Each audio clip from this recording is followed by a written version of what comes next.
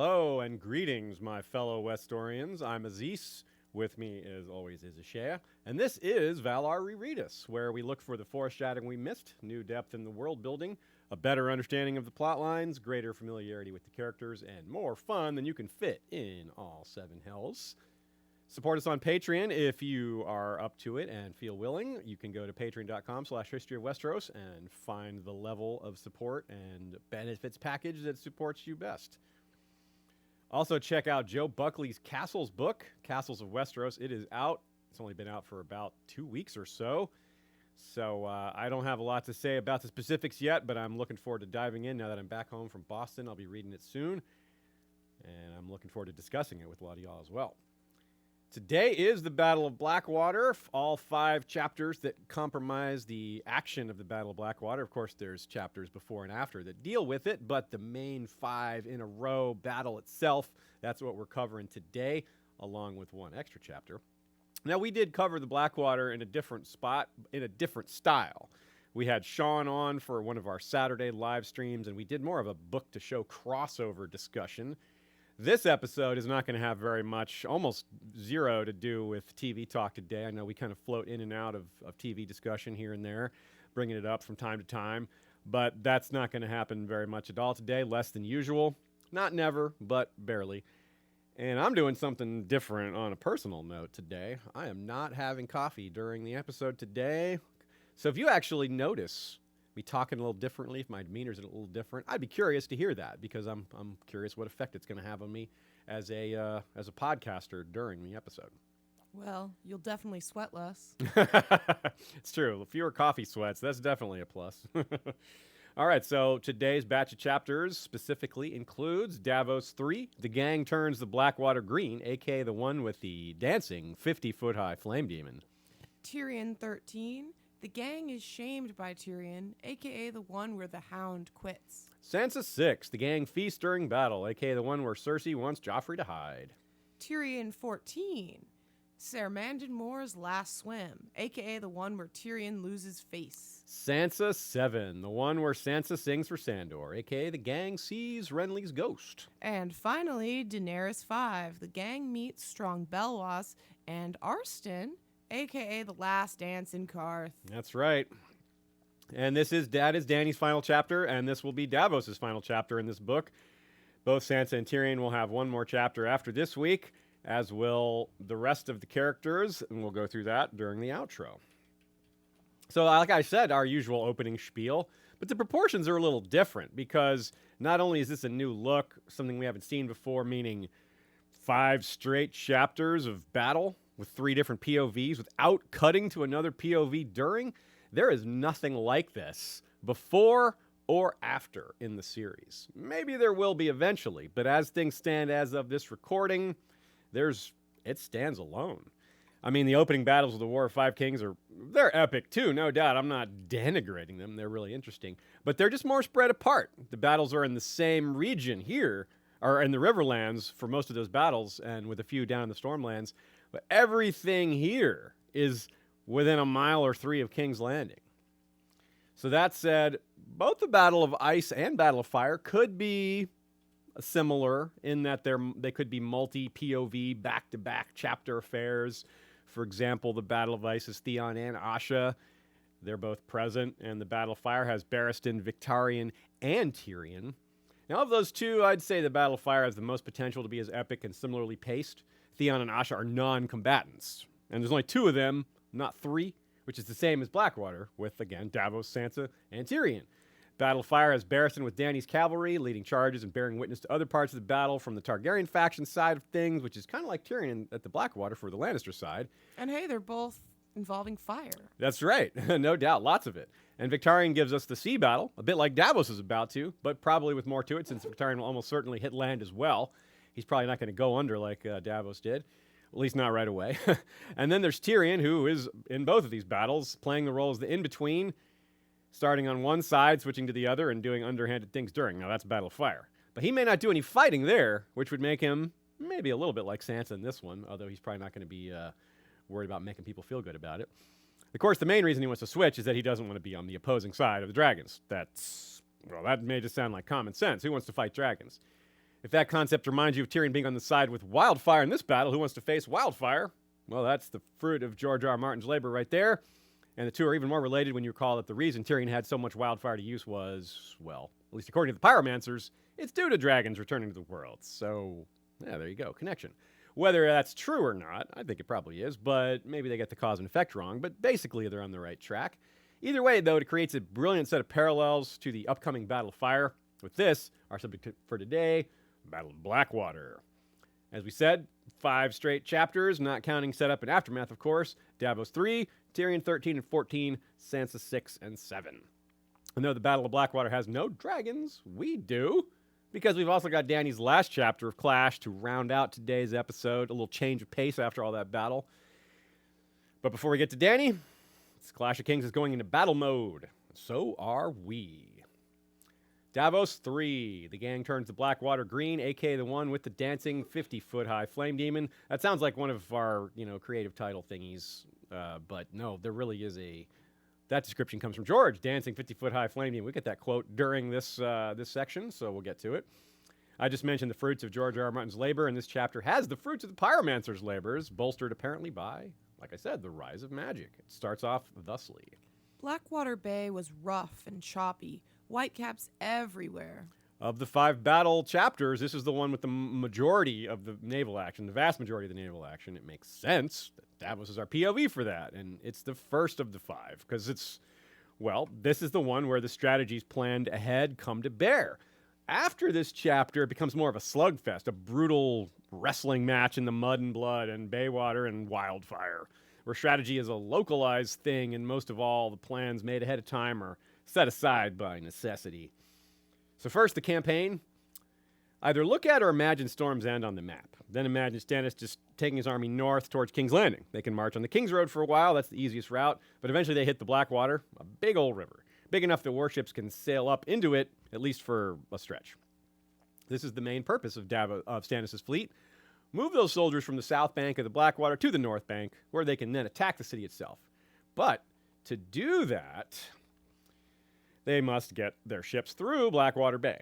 A strong enough fleet could stop that or do enough damage that the crossing effort would be seriously hampered. But as is well established, the Lannisters do not have such a fleet. And what strength they do have is lessened by sending some of the larger ships away to escort Myrcella to Dorne. Amazingly, Davos notices exactly which ships are missing. Quote, But where was the Lion Star? Where was the beautiful Lady Lyanna that Robert had named in honor of the maid he'd loved and lost? And where was King Robert's hammer? She was the largest war galley in the royal fleet, 400 oars, the only warship the boy king owned, capable of overmatching fury. By rights, she should have formed the heart of any defense. Davos tasted a trap, yet he saw no sign of any foes sweeping in behind them. Only the great fleet of Stannis Baratheon in their ordered ranks, stretching back to the watery horizon. I was showing everybody the Davos action figure given to me by Captain Hema Helminth here, a.k.a. Tommy Pappas. He was doing a little jig as he was talking. He was giving the quote. That wasn't you. That was him. I think he needs better dancing skills based on what you're showing. Yeah, well, he's working on it. He's fresh out of the box, Also, why would he be doing a jig when I'm reading about the trap? He's a silly man. I'm wearing my wildfire shirt today. I think I wore it during the other Blackfire episode, too. It makes so much sense to wear a wildfire shirt during this one. So even a first-time reader knows Davos is right about this, meaning that there's issues with this, and we know that he's right to notice these missing ships. And since Davos is so likable, the tension is significant. Even some people who, if you're not rooting for Stannis, you might still be rooting for Davos. Meaning, well, I want Davos to survive. Maybe I don't want Stannis to win the battle, but I don't want Davos to get hurt. And, well, Davos just keeps on noticing things as he gets closer and closer to the action, and it builds tension until the point where it blows up. Well, quite literally, the wildfire does. And this is his first battle, which is kind of wild to think about. It's true that being a great smuggler equals being great at avoiding conflict. So, yeah, he's a great smuggler. So he has been great at avoiding conflict, but he couldn't avoid this. And for it to be his first battle, what a first battle. to have to be in. I mean, you don't get a little warm up with a smaller engagement. You go straight to the Battle of Blackwater. Dang. Anyway, all this attention to detail, all the things he notices that are off, all of this kind of argues for Davos to be in charge of the fleet, not Sir Imry. After all, ship-to-ship combat was never expected by either side to be significant. Now, to be fair to Stannis and maybe even to Sir Imry, like we just said, this is Davos' first battle. Maybe at least we could say if Davos wasn't in charge, Sir Imry should have listened to him more. He didn't do that either. Yeah, what are you going to do? So the mission again, get the troops across. Again, ship-to-ship combat expected to be a minor part of the battle. So the skill, the most important part here is picking up and delivering cargo in tight spots. Yeah, it's human cargo, but still, who's better than that? Or at that than an expert smuggler? If Sir Imry has these skills, well, they don't show. And we'll never know because that dude is quite dead. So familiarity with the territory, not expertise at set-piece naval battles, which Sir Imry probably doesn't even have that either. Patchface could have done what Sir Imry did, would just sail right on in without really worrying about a trap, thinking only of numerical superiority. Even Patchface could see that they have numerical superiority. So for an admiral, this is a very, shall we say, shallow strategy. Quote. Had he been admiral, he might have done it all differently. For a start, he would have sent a few of his swiftest ships to probe upriver and see what awaited them, instead of smashing in headlong.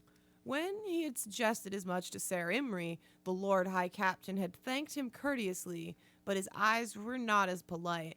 Who is this low-born craven? Those eyes asked. Is he the one who bought his knighthood with an onion?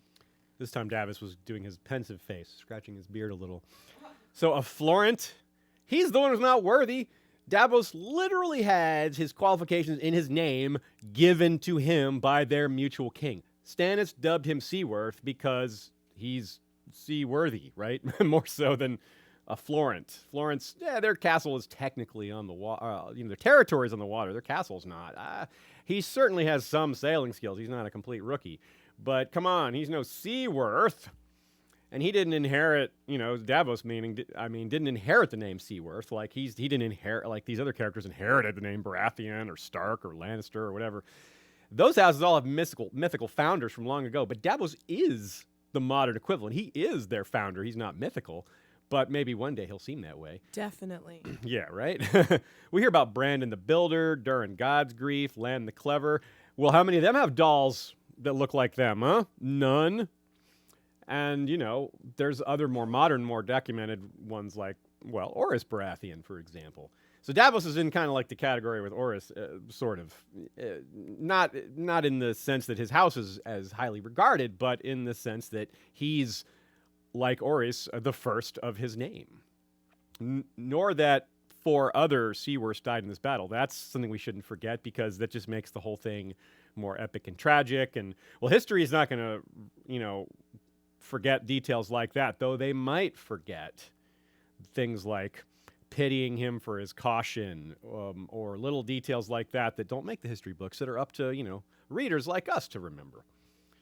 His unique combination of expertise at sea and complete inexperience in sea battles makes for this great POV because we are in his shoes with the inexperience, but he has enough knowledge to teach us many things going on and to increase the tension by pointing to how many of these things he notices are off. And it starts with him not feeling at all like a Seaworth because of this inexperience. And yeah, we're with you there, Davos. But here are some examples of things that stand out to him from the sailor side, and these are the things that we should pay very close attention to. Quote, "The wind was gusting from the south, but under oars it made no matter. They would be sweeping in on the flood tide, but the Lannisters would have the river current to their favor, and the Blackwater rush flowed strong and swift where it met the sea. The first shock would inevitably favor the foe. We are fools to meet them on the Blackwater," Davos thought. In any encounter on the open sea, their battle lines would envelop the enemy fleet on both flanks, driving them inward to destruction. On the river, though, the numbers and weight of Sir Imry's ships would count for less. This strategy is fun to break down, but from a story perspective, the logic used to create tension in the scene is what's really going on. Davos is very clear about what's wrong, and these things make sense to most of us. who aren't sailors, but these are fairly easy concepts to get, right? You don't have to be an expert to feel how Davos does with a brief explanation. Another example is the recurring theme with Stannis. Davos thinks again on the awkwardness of how they're following the Red God here and giving up the advantage of the traditional Baratheon sigil and what that would mean to people. And this is compounded by the fact that they didn't even bring Melisandre with them. It's not like she was really that relevant here. So finally, Davos thinks that it's a waste to leave Salador San and his men in the reserve. They're too skilled for that. And indeed, what's the point of wasting all that money on Salador if you're not going to use him in this key battle? If you're going to lose some ships, lose the ones that you keep having to pay for, not the ones that are following you for basically for free because this is a monarchy and they're pledged to do so. Yeah, this is the reverse of how I would have done that part of it, and plenty of other things too.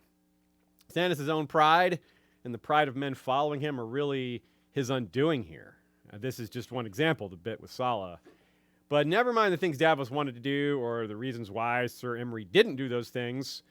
This is the plan that Sir Imry actually chose. This is what we have to work with. Quote.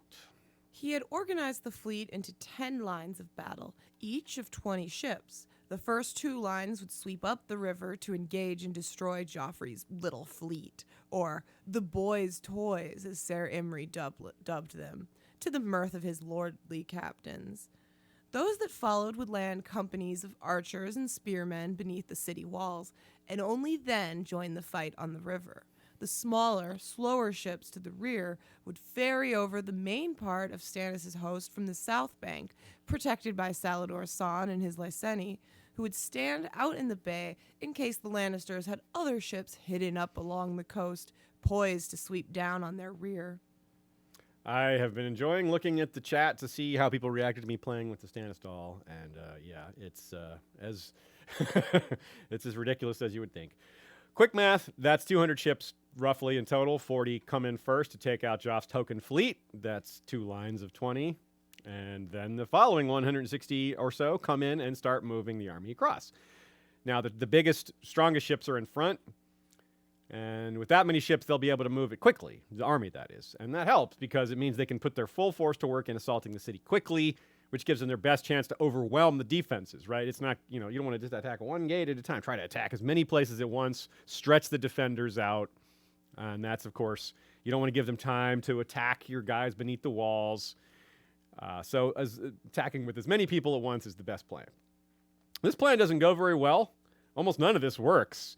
But still, the plan itself still almost succeeds, even though they get attacked from behind unexpectedly by 2 other big armies. That's how you know it was a terrible plan. Everything went wrong, and it still almost worked. So with a better plan, they could have had a lot more things go wrong and still succeeded.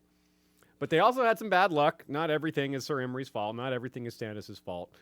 Some of it's just good planning and strategy by the other side, but there is some luck. Let's break it down. I'm going to do that by segueing briefly into game theory, a subject I have a lot of practical experience with, including a 10-year career prior to podcasting, so I have a few things to say about this. The thing that really gets me about Imry's plan here is that he does the one thing you should never do when you have a big or overwhelming advantage, and this is true whether it's war or poker or investing strategy or just many other areas of life. It's maybe easiest just to say the old cliche version of this. Don't put all your eggs in one basket. If you see the bottom line is we can't lose, then don't choose a plan that can change that bottom line to a situation where you might lose. These are very basic concepts to people who deal in like risk management, insurance, stock trading. Well, if you're successful at it, or gambling, well, again, if you're successful at it, bad gamblers use all sorts of strategies that aren't recommended. When almost every scenario you can conceive of is a winning scenario, you shouldn't take risks trying for the best case scenario. Don't risk certain victory to create glorious victory. Winning is good enough. You don't have to risk losing to make the victory bigger. That's exactly what Sir Imry did. He wanted to have it be glorious. He didn't want to consider coming in slowly. He rushed it headlong in like the big prideful goofball he is. But which is such a common way of thinking among these nobility, these characters in the nobility. Pride, pride, pride. The time to take chances is when you're at a disadvantage, when getting lucky is your best chance or your only chance. Think Robb splitting his army. Think taking the risk of splitting your army in a tight spot when you're disadvantaged. It worked. And that's exactly what Tyrion does with his wildfire plot. Now, I'm not saying it's always going to work, obviously, but when you're in a bad spot, it makes more sense to take risks. When you're in a great spot, you take fewer risks. Now, let me give you a little bit of math to maybe make this have this make a little more sense. Would you rather have a 50-50 shot at $10 or a 1 in 10 shot at 100? Pause it and think about it for just a second if you want to give it some more thought. Plan A is vastly more likely to succeed. You have a 50-50 chance. But Plan B is the one that 100% of all those financial professional types I mentioned would take. Why? Quick breakdown. 50-50 at $10 means your average win is $5. Half the time you get 10, half the time you get nothing. Average that together, $5. With Plan B, 9 times out of 10 you get nothing. But 1 time out of 10 you get 100. The average there is $10, right? So you get double your money by taking a bigger risk. That's the concept in play here. Now, the odds of Joffrey's fleet winning were actually probably a lot worse than 1 in 10. All the more reason why gambling with them is effectively no risk at all. We call that a free roll. You've heard me use that term before. In this case, it's a plan that might not succeed, but it can't really fail either. Who cares if you blow up your own ships if the alternative is they're going to be captured or sunk anyway? Actually, captured is worse. You'd rather it sink than to give it to your enemy. So when Davos wonders why Tyrion didn't raise the chain to simply block the fleet from entering, as that would have slowed them down considerably, or raised it halfway through to split the fleet in half, the reason is that Tyrion, as the underdog, was aiming for the best case scenario. Delay didn't seem like a good option for Tyrion because he didn't know how much the situation in the Riverlands had changed.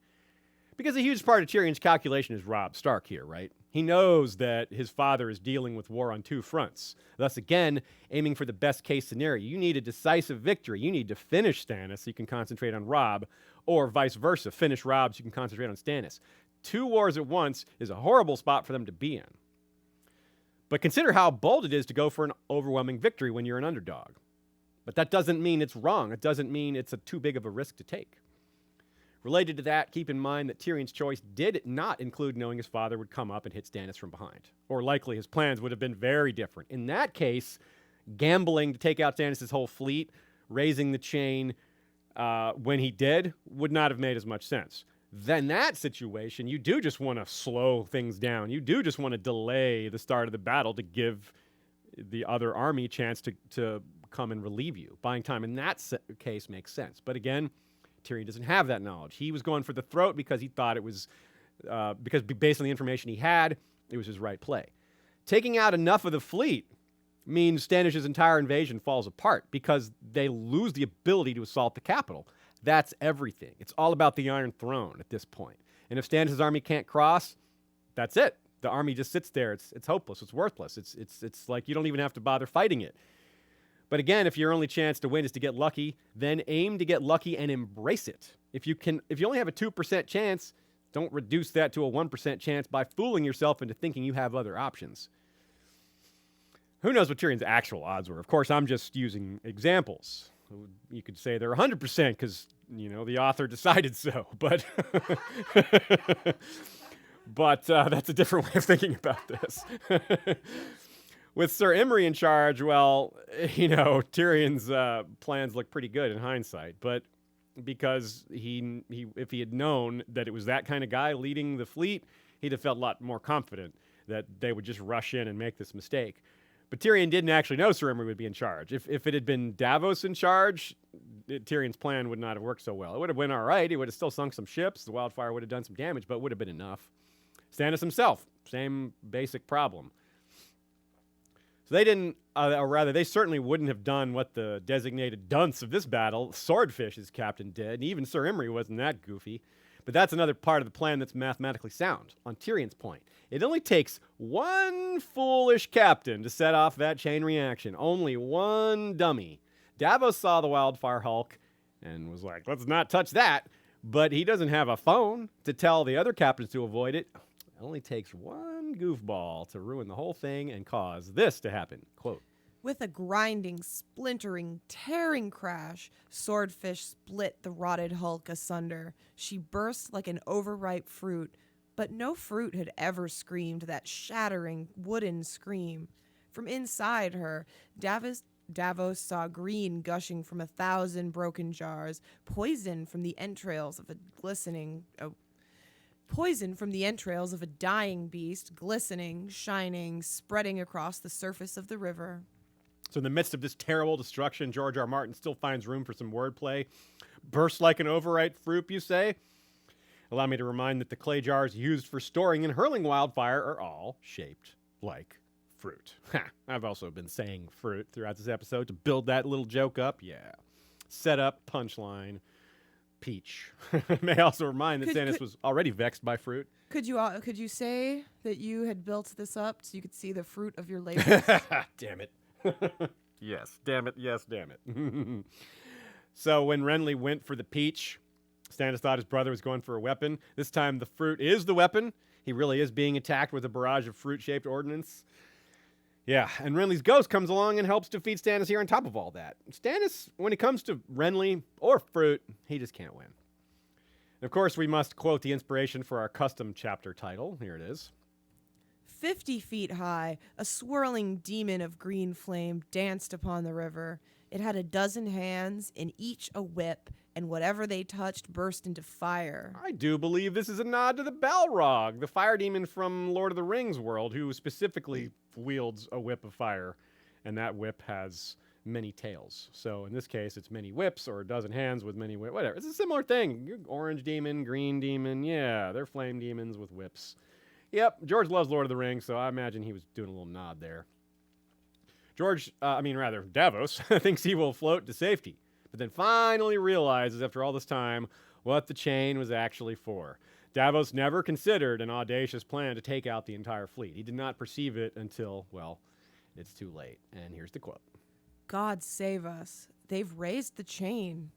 Where the river broadened out into Blackwater Bay, the boom stretched taut, a bare 2 or 3 feet above the water. Already 12 galleys had crashed into it, and the current was pushing others against them. Almost all were aflame, and the rest soon would be. Davos could make out the striped hulls of Salladhor Saan's ships beyond, but he knew he would never reach them. A wall of red-hot steel, blazing wood, and swirling green flames stretched before him. The mouth of Blackwater Rush had turned into the mouth of hell. So here we see why the chain works. Without it, the river current would just push all the wild-fired ships back out to sea where they wouldn't be a danger to non-burning ships. There's just enough space for them to spread out. But the chain keeps them all cooped up in an area where they can't spread out, which means none of the ships have a place to go to avoid the wildfire, except forward.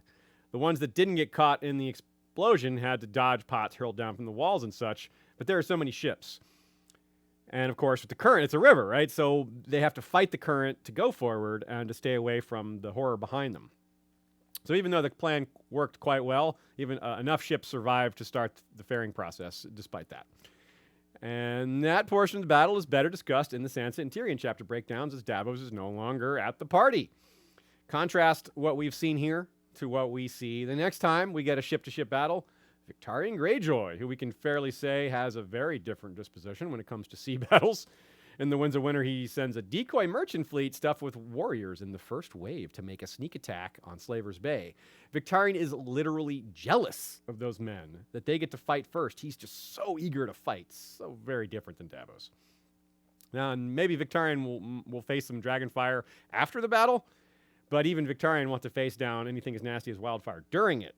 And that's despite it being the Battle of Fire. I look forward to that. And it's a reminder of how unique Davos' perspective and the Battle of Blackwater itself are, and how it sets up all the others, whatever they may be, like perhaps the so-called Battle of Blood being set up by Euron versus the Arbor's fleet. That's another naval battle that we look forward to, the result of and the aftermath of, and just the what the heck is he doing? Will Davos command a fleet later in the series? Maybe not. Probably not, but it's possible. Maybe for Jon or for Dany or something. I don't know. It's an interesting question. Davos is simultaneously the closest thing we get to a recurring commoner's point of view. Even though he's above that rank now, he certainly has that background. And of course, he's the founder of a house, so He's definitely come a long way, but he still has, that disposition in a lot of ways. And in the long distant future of Westeros, meaning when the events of A Song of Ice and Fire are long in the past, this too will be considered an age of legends and wonder, will it not?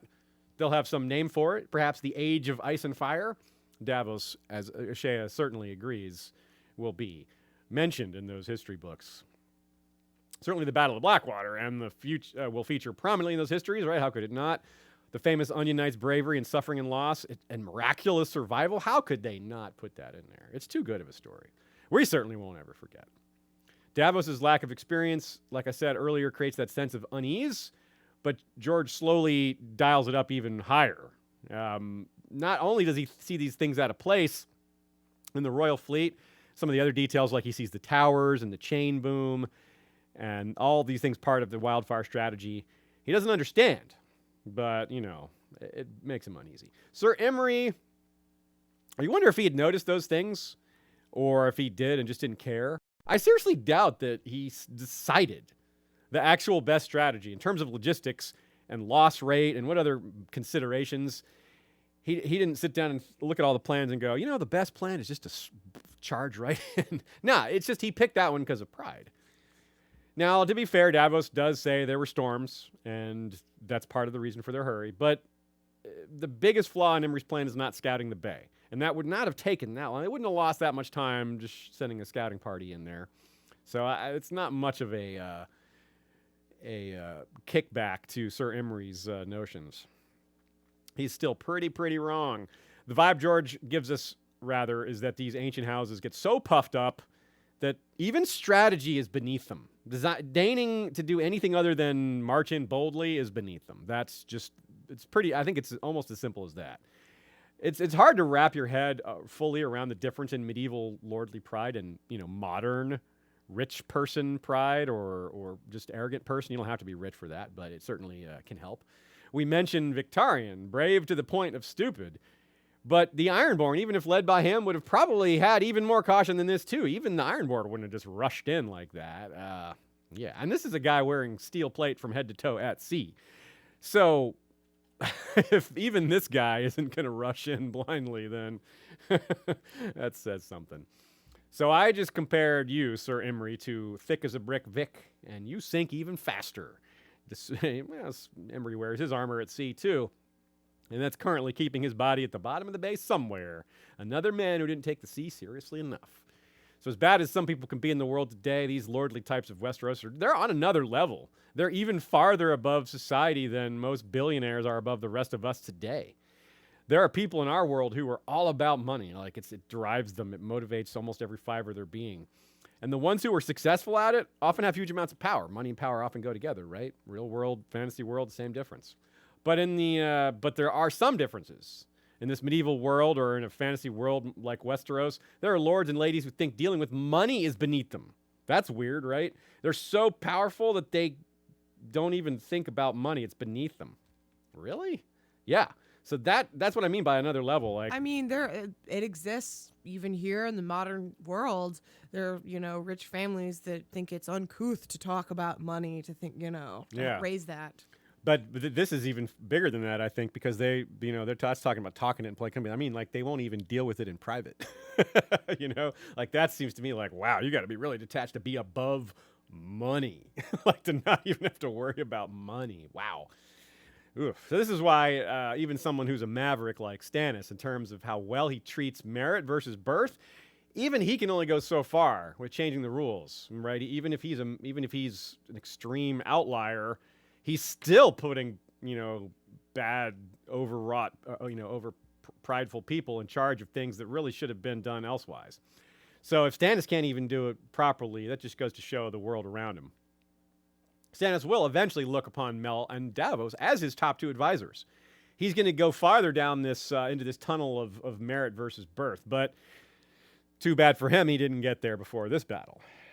It's a twist. Davos and Mel are kind of like the twist of the old trope of an angel on one shoulder and devil on the other. But Davos' role at the Blackwater was not standing on Stannis' shoulder. No one listened to him. And Mel, again, wasn't even there. Stannis believed, like before the battle, that he could not afford to leave Storm's End untaken in his rear. Remember all that? His argument with Davos? Davos didn't agree with him. And neither did we at the time. Later events seem to argue that Davos' side of the argument was correct. After all, Stannis had this huge, massive failure at King's Landing. It's a much bigger loss than what walking away from Storm's End would have been, right? Because that would have been walking away. That's not even like a defeat. That's just, Stannis was worried people would look at it like a defeat, but he's not going to lose any men. So if Stannis is able to continue the war after this, which he does continue the war after this, he loses this badly, then does not argue that losing at Storm's End wouldn't have really been that big a deal. Again, Stannis' pride messing him up there. It's like Pulp Fiction. That's pride effing with you. His reputation wasn't ruined by losing King's Landing, and he wasn't killed. He gets that rare second chance in the Game of Thrones. Davos' supposed end, while not quite a combination of ice and fire, is pretty close. He gets to choose whether he wants to drown or burn.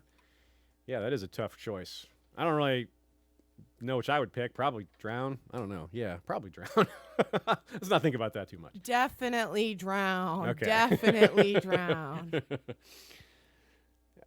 Yeah, so it's interesting, too, that Joe Buckley suggests comparing Davos to Tyrion here, comparing the Green Fork, which is neat because it's the Green Fork, and you got lots of green going on here.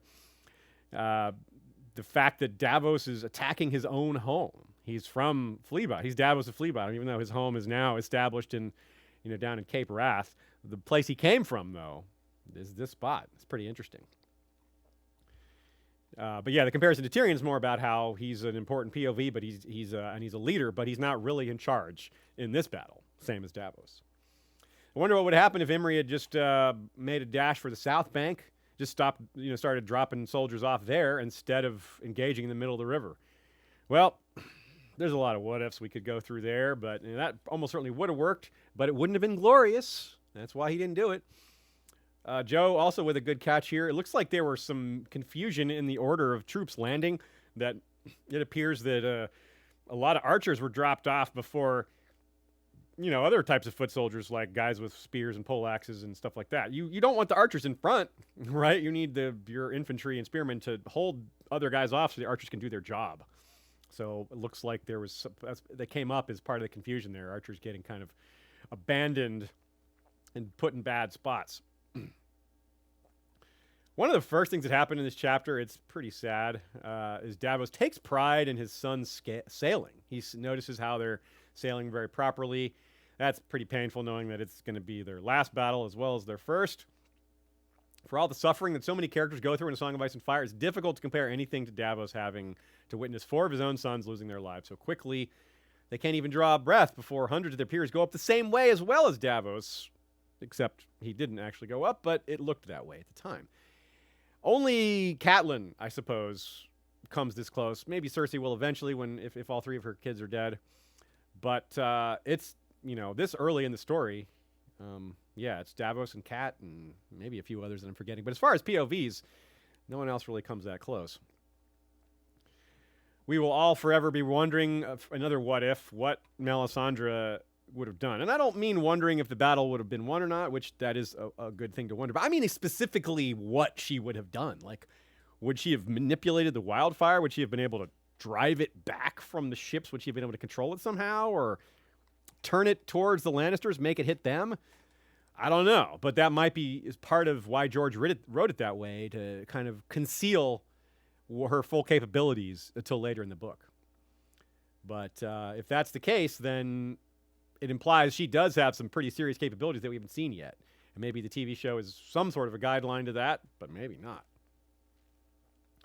Ainsley Michael John Griffiths leaves us a super chat with a fruit exercising image. That's funny. And it says, "Hey, you." All right, that's pretty perfect. I'm pretty sure it was a pear, but I didn't want to say for sure. Okay. Violent Messiah 666 says, good wordplay from George, because King Stannis sees his worth. Hey, nice. Amy Lantrip, the wildfire under King's Landing is like all the radioactive buried in New Mexico and New Jersey, just waiting for disaster. Yeah, it really is. It's interesting that it didn't happen here. This is something that no one worried about during the battle, but, here during a reread, we can think it may have been closer than we might have thought to something really going wrong here. But no, I do think that's an interesting point she made, just bringing up New Mexico and New Jersey, considering George, living in both of those places. Oh, that went right past me. Yeah, I great. was trying to great clarify catch. that. Yeah. You're right. Sure. I wonder if that's entered his mind. He's living in states where they have buried radioactive waste. Something that just could come up and just be utterly destructive. Wow, good catch there by Amy. Nice one. So many Seaworths dying to wildfire reminds us of another famous scene where many Targaryens were killed by wildfire. In our episodes on Summerhall, we discussed this scene a lot because Summerhall very likely involved wildfire, obviously, and though it's not the only time we see wildfire in the series, this is clearly the best example of a chapter where we see wildfire in action. Not only that, but Davos' ship is Black Betha, the wife of Aegon V, a.k.a. Egg, a.k.a. the king responsible for Summerhall. It's not a certainty that Betha died at Summerhall. She may have been dead already, but it's fairly likely. And if she did die there, it's a deep but very hidden piece of symbolism because it would mean both the ship and the person the ship was named after died to wildfire. And there's synchronicity with the dates because Betha Blackwood, if she died at Summerhall, it would have been in 259, and the Battle of Blackwater is a nice round 40 years later in the year 299. I also note that Black Betha comes from a family where archery seems to be a bit of a theme, House Blackwood. And in this scene, Black Betha defeats White Hart, a rare animal. It was a white hart Robert Baratheon himself was chasing until he found it dead, whereupon he switched to hunting boar, the boar that killed him. I guess white harts are bad luck for Baratheons and their men these days. But Archmaester Renly draws our attention to a very hidden little subtlety there. Arthur C. Clarke has used the White Hart as a pub where his tales are told in a variety of his stories. So that's a recurring feature apparently in Arthur C. Clarke stories is a pub called the White Hart where tales are told. Very cool, Archmaester Renly. Did not know that in 20 years of being in this fandom. That is the first I've heard of that, so that's cool. Now, it can be difficult to find sympathy on a lot of issues or just in general for Robert, but Davos here, or Cersei, but Davos thinks here that Robert named a ship Lady Lyanna after Lyanna Stark. Cersei surely hated that, right? Like, what is he doing naming a ship after the... Lady Lyanna the ship has had much better luck than her namesake, though. That's one of the ones that wasn't at the battle. Remember, Davos is thinking of, where are these certain ships? And that's one of the ones that's missing. So that's one of the ones that went down to Dorne. And as far as we know, it's still out there. So it's one of the few royal warships that's unsunk since the beginning of the books. It is really funny, the idea of it going down to Dorne. Yeah, did Lady the same. Lyanna going down to Dorne. Good point. I actually didn't make that. I didn't even mention that. That's a good one. But speaking of ship names, Tree Girl wonders why so many of the ships still have Targaryen names. Well, that's an old piece of sailors' superstition. I don't know where it originates from, but it's really ancient that it's bad luck to rename a ship. So I think George probably ported that over to Westeros and perhaps to Essos as well. Many people were wondering about Sir Emery's experience in this, and I don't think he has battle experience. He certainly has sailing experience. That would be pretty crazy if he didn't at least even have that. Some people wonder why it wasn't Lord Velaryon, though, in charge. That's the house that's traditionally so big and powerful, especially in navies, but that's not the case anymore. The Velaryons have really, really declined as a powerful house. They're not super significant. They don't have a lot of ships anymore. So it's a matter of that. It's a matter of the fact that House Florent is just such higher standing, and Stannis felt the need to give them what they wanted because they're his most staunch supporters. They're his wife's house, all that business. Stephanie the Peerless wishes we had a lowborn POV. Now, of course, she knows about Davos, but she means like perspective of someone who's in a lowborn's position in the battle, meaning like a frontline infantryman or something like that. Even if it's someone like Podrick. Now, she doesn't say Podrick, but I'm suggesting that. But, of course, Podrick is right there with Tyrion most of the time, so we wouldn't maybe see anything new. Still, hopefully we get that at some other point, because I agree, it's interesting and tragic to see the kind of things that we talk about in Feast for Crows. When we get there, there'll be more of that. When we see a lot more evidence of what the war is like for the lower levels of society. Other names of ships that people brought up, Stefan B. wants to know about names like Lady Hera and Ragged Jenna and Red Raven. Ragged Jenna. I don't know what that's all about. It's not the same spelling as Jenna Lannister, so that's got nothing to do with it. I'm not sure what Jenna could be. Lady Hera, no idea. Red Raven makes me think of Blood Raven, though. Might just be a little nod, might just be completely unrelated. I wonder if either of the women's names are women Robert slept with. That's my only guess. He's just naming ships after all these women he's been with.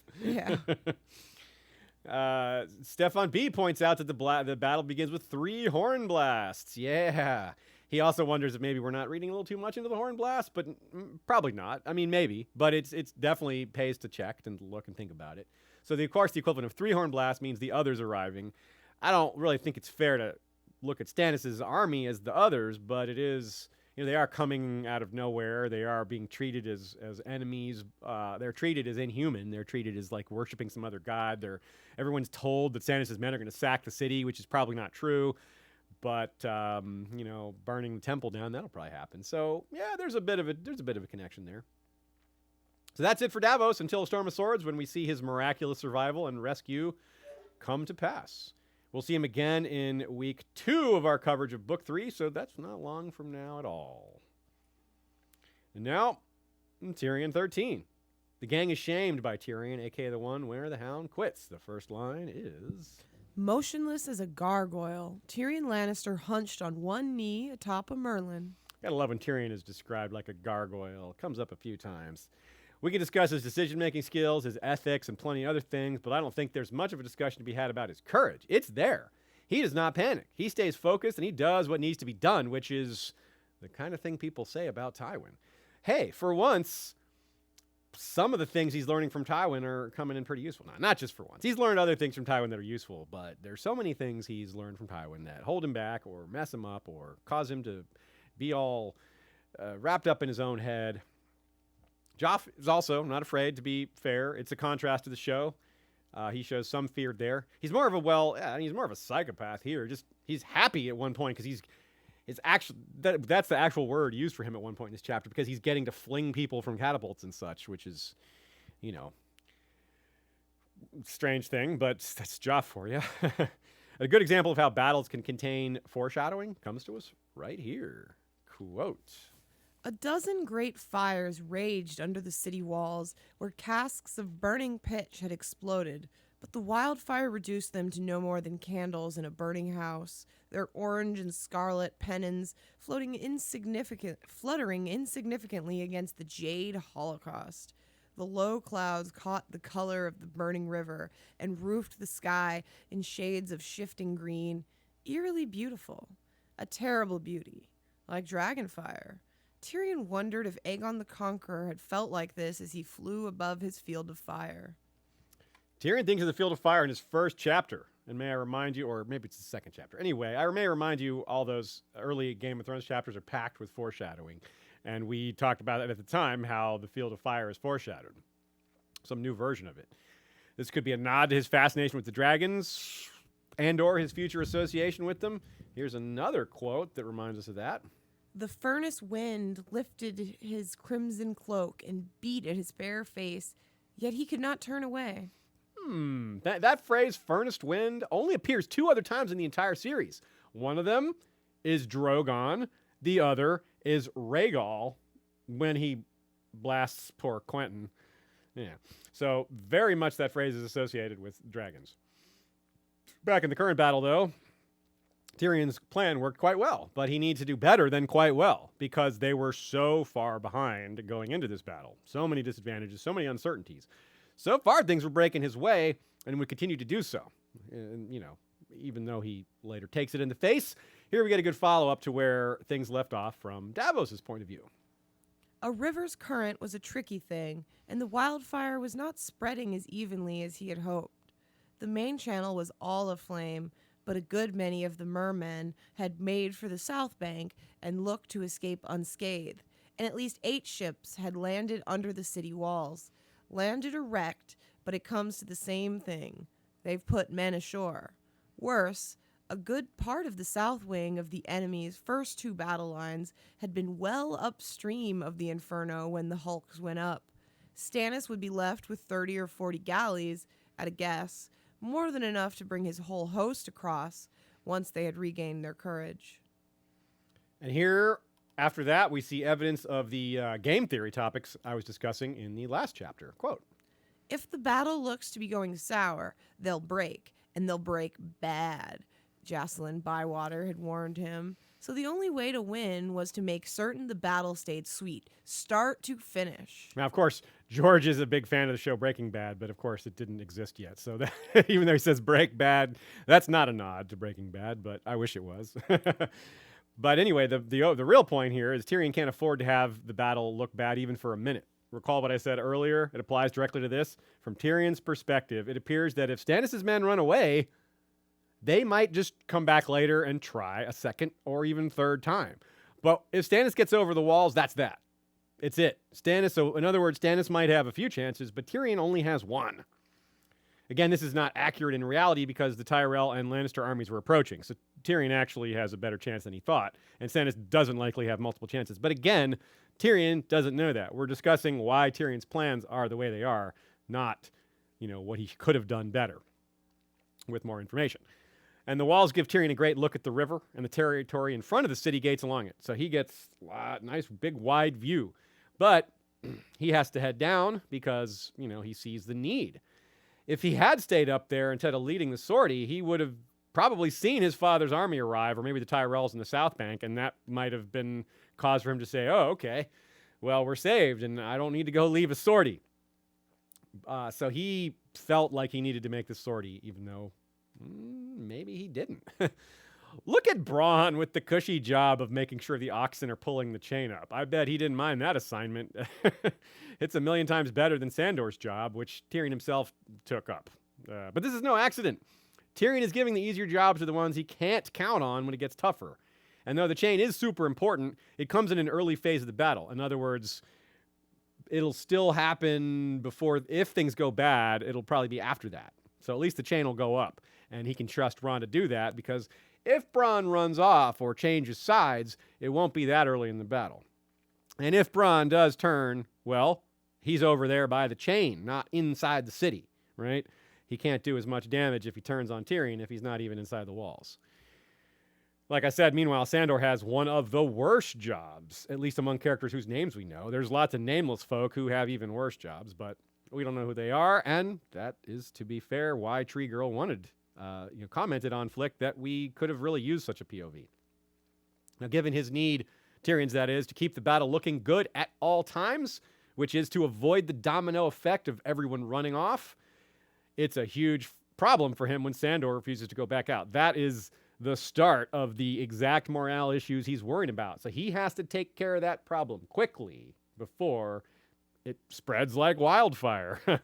And a huge deal that Tyrion does so. It's quite a move. It's brave. It's effective. He uses their low opinion of him like a judo or aikido master. He's like using their own prejudice against them. Quote, "They say I'm half a man," he said.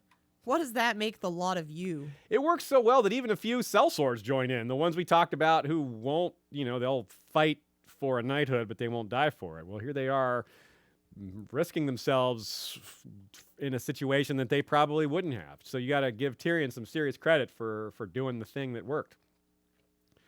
And think also of how similar this is going to be to what happens in our final Theon chapter next week when Wex Pike shames some of the Ironborn by stepping forward. Here's the real twist. Like I said, as well as this worked, as well as brave as it was, like I said, it probably was not necessary. Stannis' army is already being hit from behind in two places, but he can't tell. It's just, there's just so much chaos, and that's a recurring feature of this battle. The realism of the chaos of battle is not to be discounted, especially on a battle of this scale. Like, how is Tyrion going to know what's happening a mile away? How could anyone possibly tell him? They can't run from a mile away inside the city to tell him because the gates are closed. You can't send ravens like that during a battle. No one's going to notice that. It's just, there is no communication. So if Tyrion can't see it, he doesn't know what's happening. And there's multiple times where he sees things going on the other shore. He sees what looks like confusion, maybe men fighting each other. He doesn't process what's happening. He can't figure it out. He doesn't realize his father's there until he wakes up after the battle with plaster all over his face. So stepping away from strategy and action for some good old-fashioned internal conflict. That's the stuff, isn't it? Tyrion thinks on the moral implications of this battle a bit. he may be feeling guilt for all this burning of, well, people. Quote, "Do you hear them shrieking, Stannis? Do you see them burning? This is your work as much as mine." Somewhere in that seething mass of men south of the Blackwater, Stannis was watching too, Tyrion knew. He'd never had his brother Robert's thirst for battle. He would command from the rear, from the reserve, as much as Tywin Lannister was wont to do. Like as not, he was sitting a war horse right now, clad in bright armor, his crown upon his head. A crown of red gold, Varys says, its point fashioned in the shapes of flames. That's a great passage, and it reminds us that if Tywin were in Tyrion's place, as much as Tyrion is behaving like his father in so many ways, I don't think his father would have done that charge. I don't think his father would have been like, I'll lead the sortie. So, one for Tyrion that Tywin does not deserve. Now, comparing Stannis to his own father here, though, that's the thing that's kind of ominous, too. He's comparing Stannis to Tywin, and that shows part of where his determination comes from. When you're Tyrion, who is very wrapped up in his father and how his father treats him and how he's just so intimidated by him, the fact that he's thinking of Stannis in that same light really says what he thinks of Stannis, which is he's very dangerous, he's very intimidating, he's formidable, and that comes straight from Tywin too. And I don't mean the knowledge of that, I mean the fact that Tywin said Stannis was the bigger danger than all the other kings that have risen combined. So, Tyrion's feeling that heat, like the flames on Stannis' crown. The Blackwater's George's finest example of there being no heroes, no villains in this world. Who do you root for here? You don't root for a side, I don't think. I don't want to root for the Lannisters. I'm not sure I want to root for Stannis. I'm rooting for certain individuals to survive, certain individuals to come through okay, certain individuals to learn things or to have things happen for them that maybe move their story forward, things like that. But picking a side, when I read this battle the first time, I was along for the ride. I wasn't sitting there going, I hope the Lannisters win. I hope I wanted Tyrion to live. I wanted Davos to live. I thought Stannis was a compelling character, would prefer for him to continue on. But I wasn't like, yay Lannisters or yay Baratheons here. I bet a lot of y'all were the same. Some of y'all probably weren't. Some of you probably did pick a side, and that's cool too. Absolutely nothing wrong with that. Enjoy the series how you wish. But yeah, for me, it was hard to pick a side. And I wonder if I bet a lot of you were the same way. Hovering above this whole chapter is the fact that Joffrey wins if Tyrion wins, which is kind of like, which is part of the reason why it's hard to root for the Lannisters.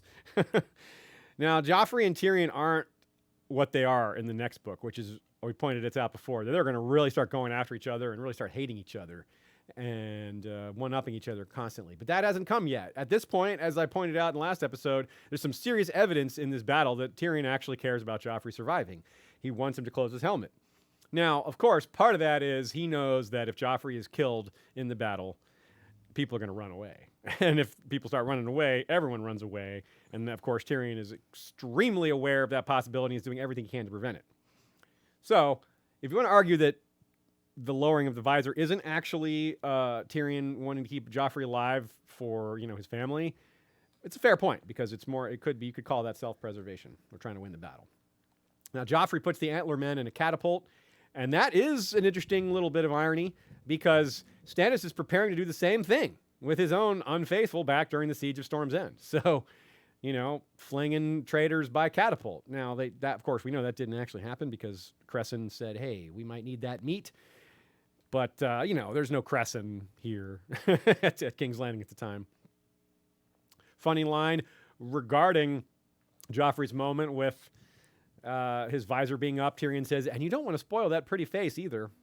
Oops, speaking of having a face spoiled, now, not pretty, but remember, Tyrion is going to say pretty when he sees himself in the mirror for the first time and then hurls it away. So George choosing his language very carefully, connecting those dots on the down low. And another comment on Stannis' crown.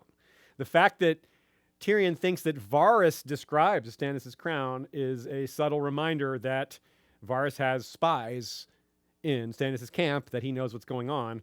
And, well, proof of that is this very accurate description of Stannis' crown. And, well, a good reason to continue thinking about this rather than just to keep it as an idle curiosity is that maybe whoever that informer is, the one giving information about Stannis to Varys, is still with Stannis up in the north. Not that this informer could be sending a lot of messages while in the midst of winter, but if they take the castle, if they take Winterfell, maybe we'll see different stuff. Situation could change. The chapter closes with Tyrion finally distancing himself from Tywin, right? That is what we were referring to earlier. The moment he decides to be brave and lead from the front is a moment where he is breaking free from his father. Whereas so much of his battle preparations were, he may as well have been thinking, what would my father do? Ruthless, go for the throat, try to win, don't worry too much about what people think of us, just focus on the bottom line of victory. Yeah. But this is different. This is not how Tywin would have behaved, and it's really important. Interesting little moment here. Sandor, as he's quitting, says he lost his horse during this battle. Must not have been stranger, or he must have meant that he literally lost the horse, not it died. Because that's what happened in the riot, too. Which makes me think, whoa, so stranger is just always with the Hound. And if you think of stranger, meaning the face of the seven, the aspect of the seven, meaning kind of like a face of death, that's pretty symbolic that the stranger is always finding the Hound, always following him wherever he goes, always staying with him. Maybe his horse dies and he just names another one stranger over and over again. Yeah, he just loves the many that name. faces of death. The many faces of horse. Nay, that is not it. All right, let's move on again. Sansa 6, the gang feast during battle, aka the one where Cersei wants Joffrey to hide. It starts like this. The torches shimmered brightly against the hammered metal of the wall sconces, filling the queen's ballroom with silvery light. Sansa takes a subtle note of the darkness and the movements of those bringing messages, and she can tell by their body language the news is not good. Another great example of how she's learning to read people. In this case, she's reading a room. Note, if one person's body language is like that, it's one thing. But if a batch of people, a category of people, all these different messengers have kind of the same kind of body language, it says a lot. Clever of Sansa. She's getting good at that. She notes, too, Osfrid Kettleblack has scratches on his face, which we know. Little detail, little dot connecting that is thanks to Alayaya. I think anytime you see scratches on someone's face, especially a man's, Yeah, it's a woman, yeah. you steer clear. Yeah, it's definitely. Yeah, stay away from those Kettleblacks. Yeah. All three of them. And because these chapters are all four of them, really, yeah. Because these chapters are so connected in time, we have already discussed a few minor details from this one, such as Cersei explaining why she can't seduce Stannis and how she expects that many of Stannis' men will turn into rapists when the battle is won. She notes Lawless's pretty serving maid as an example, and that is Shae. So we have a couple of clues to some of these under-the-radar female characters who aren't in this scene but are coming up. Alayaya and now Shae. We also mentioned Cersei switching from milk to wine, but there's more to it than what we've brought up so far. The wine she was drinking was Arbor Gold. I recall a theory from long back on Westeros.org where some clever posters, I think it was Apple Martini. It's been a long time. We're all familiar with the phrase "lies in Arbor Gold," are we not? It's Chloe Ketchum's Twitter account handle.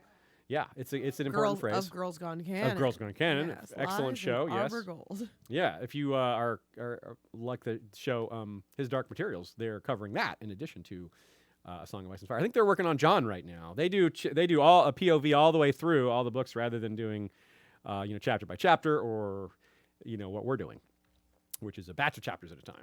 So that's a cool way to do it.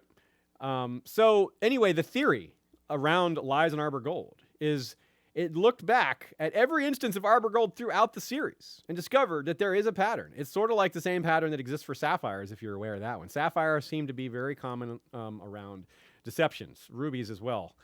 But Arbor Gold is a similar thing where almost every time it pops up, there is some sort of lie being told or some very prominent lie that's part of the scene. Examples. Poisoned Arbor Gold is what's given to Ulf the White during the Dance of the Dragons to end his pretensions of rule. Sansa herself is given Arbor Gold in the same chapter she discovers that Littlefinger really meant when he said he'd take her home. He was lying. He meant his home, not her home. And in that same chapter, she takes on the false name of Elaine Stone. So there's a double dose of Arbor Gold and lies in that one. And I'm not going to go through every example, obviously, because like I said, every example of Arbor Gold, there's a lot of them. But trust me that there are many more. If you all have favorite examples that you know, yeah, go ahead and drop them in the chat. Maybe I'll read those as well. But in this chapter, very prominently, Cersei stops not only drinking, but she stops drinking Arbor Gold, which is perhaps symbolic of her need to face the truth in this situation. But arguably, she doesn't. I don't know. Maybe she does. Maybe it's just her way of facing the truth. She's just very cynical about it. So Sansa's outlook is a lot less cynical. Maybe it's partly naive, but we also have good reason to point to some of the things Cersei is wrong about. So maybe she doesn't want to be fed lies or be assuaged about how the battle is. She wants the straight truth, the straight dope. Some with a better knowledge of symbolism might be able to explain why she switches to milk. I'm not really sure. But with Stannis, there's a similar kind of beverage symbolism when he talks about serving people clear cold water as the truth and how they don't always like that, how they would rather, sometimes they sniff at it. We get another callback to Robert, who's mentioned in the beverage scene. He orders Ned to drink with him near the end of the Hands tournament back in the first book. And now we have Cersei ordering Sansa to drink, but not Arbor Gold. It's plum wine here for Sansa. Very sweet, which I don't know if there's any symbolism there, but it's interesting that it was sweet. For Ned, he was forced to drink some strong black beer. Of course, Robert got impatient and took it from him. Was like, I'll drink that. If you're not going to drink, I'll drink it. So it's a little different, but there's some similar symbolism here as well. Certainly reminds me of that moment. In the scene with Ned and Robert, well, he's drinking to be deceived, kind of. Here, maybe they're drinking to forget, or maybe the other way around. Maybe Robert was drinking to forget. Robert doesn't like to think about his life or his past. He just wants to live in the moment, and because the past is painful. Cersei here doesn't want to face what's coming, perhaps. Either way, it's drinking to avoid the truth, in a sense. Speaking of wine, food and entertainment are also aplenty, and they're meant to be distractions from said truths. Moon boys capering about, people are laughing, but Sansa, with more of her growing sense of insight, her skills here, she notices that it's the type of laughter that's kind of fake. It's that type of laughter that could, in an instant, turn to sobbing. That's basically the quote there. The food is glorious, but very few people are eating it, and even fewer are actually enjoying it, after all. They're feasting during battle. It reminds me of Lord of the Rings. At Gondor, there are scenes of battle and slaughter interspersed with the man in charge of the defense, Denethor, eating, while his people, including his son, give their lives. It's gross, and it's meant to be. That's the point. But even Denethor, if he were a better man, would still realize his son, Faramir, a symbol of leadership, needed to stay out there in the battle. Even Denethor wouldn't have said, "Go hide in the castle, Faramir," because his retreat would mean the flight of so many of his men following him. They were depending on him for his morale. Cersei does not get that. She hasn't had battle training. That comes up in her chapters, how she's frustrated that Jaime got the sword and she got, married off? If she had been trained, if she had been taught, she would have had better sense of the strategy of this battle and what indicates they're winning, what indicates they're losing. That would help with her anxiety, and it would help her issue orders that aren't, really bad. She orders Osney Kettleblack to have Joffrey leave the walls. Osney, because he's an idiot who probably doesn't have nearly as much experience as he and his brothers claim they have, and this will come up later when Jaime confronts them about their suspicious lack of reputation, how Osmond seems to kind of make up the name of the man who knighted him on the spot. Remember that? He's like, yeah, Robert Stone. Yeah, that's who knighted me. It's like, hello, that's clear. We're clearly supposed to doubt this story. But the bigger point is that even Lancel, younger, less experienced, gets it. He says, look, you can't have the king flee the field of battle, especially with the Gold Cloak's morale being as flimsy as it is. This has been brought up many times. It's not subtle. It's not something unexpected. Yet Cersei wasn't there for any of that. All she's been there for is Tyrion telling her, and she doesn't trust Tyrion about such things. She is very skeptical of his motivations, of his reasoning, and what his real goals are.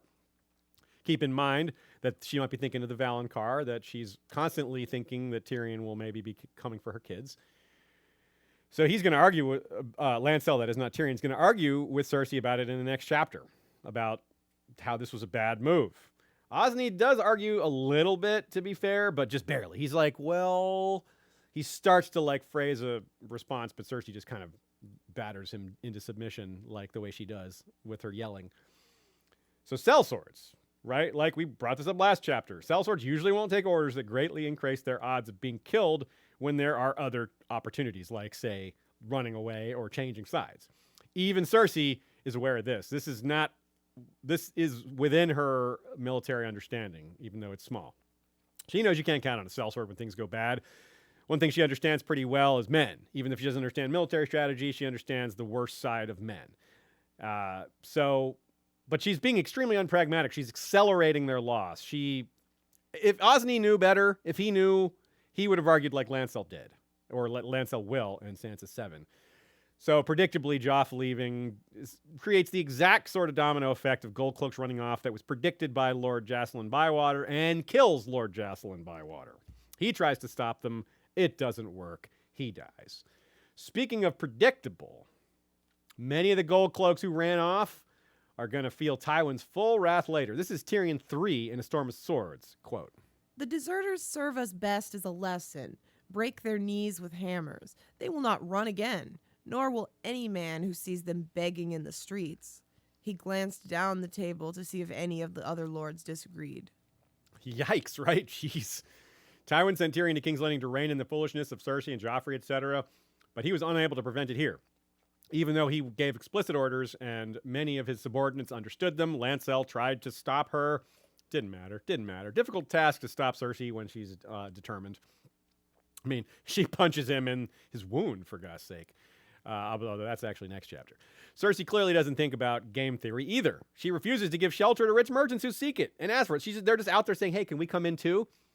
Why not? Why doesn't she help them? It's so silly. They can't hurt her. They're merchants. They're not warriors. They're not armed. If Stannis wins, she loses nothing. If she wins, those merchants will owe her some gratitude. This is another free roll, and she just says no to it. So, bad Cersei. More sneaky foreshadowing going on in the midst of battle. A good place to hide it because there's so much else going on. Quote, "The only way to keep your people loyal is to make certain they fear you more than they do the enemy." "I will remember your grace," said Sansa, though she had always heard that love was a surer route to the people's loyalty than fear.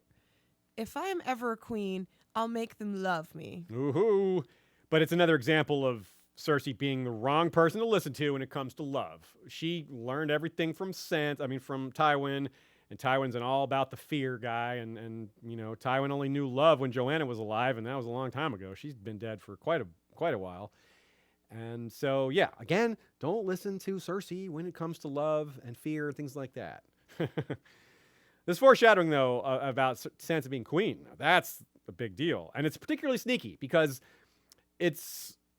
Sansa's still betrothed to Joffrey at this point. So from her point of view, it just looks like, okay, she's thinking about what's going to happen when she marries Joffrey. It's not remotely tied to the possibility that she'll be queen in the north, but we know better, those of us who have seen the show, and expect that's a strong possibility for how she ends up. So very sneaky, George. Double meanings abound. Another round of songs here, this time from a singer instead of the group of ladies and knights singing together. Let's quote it.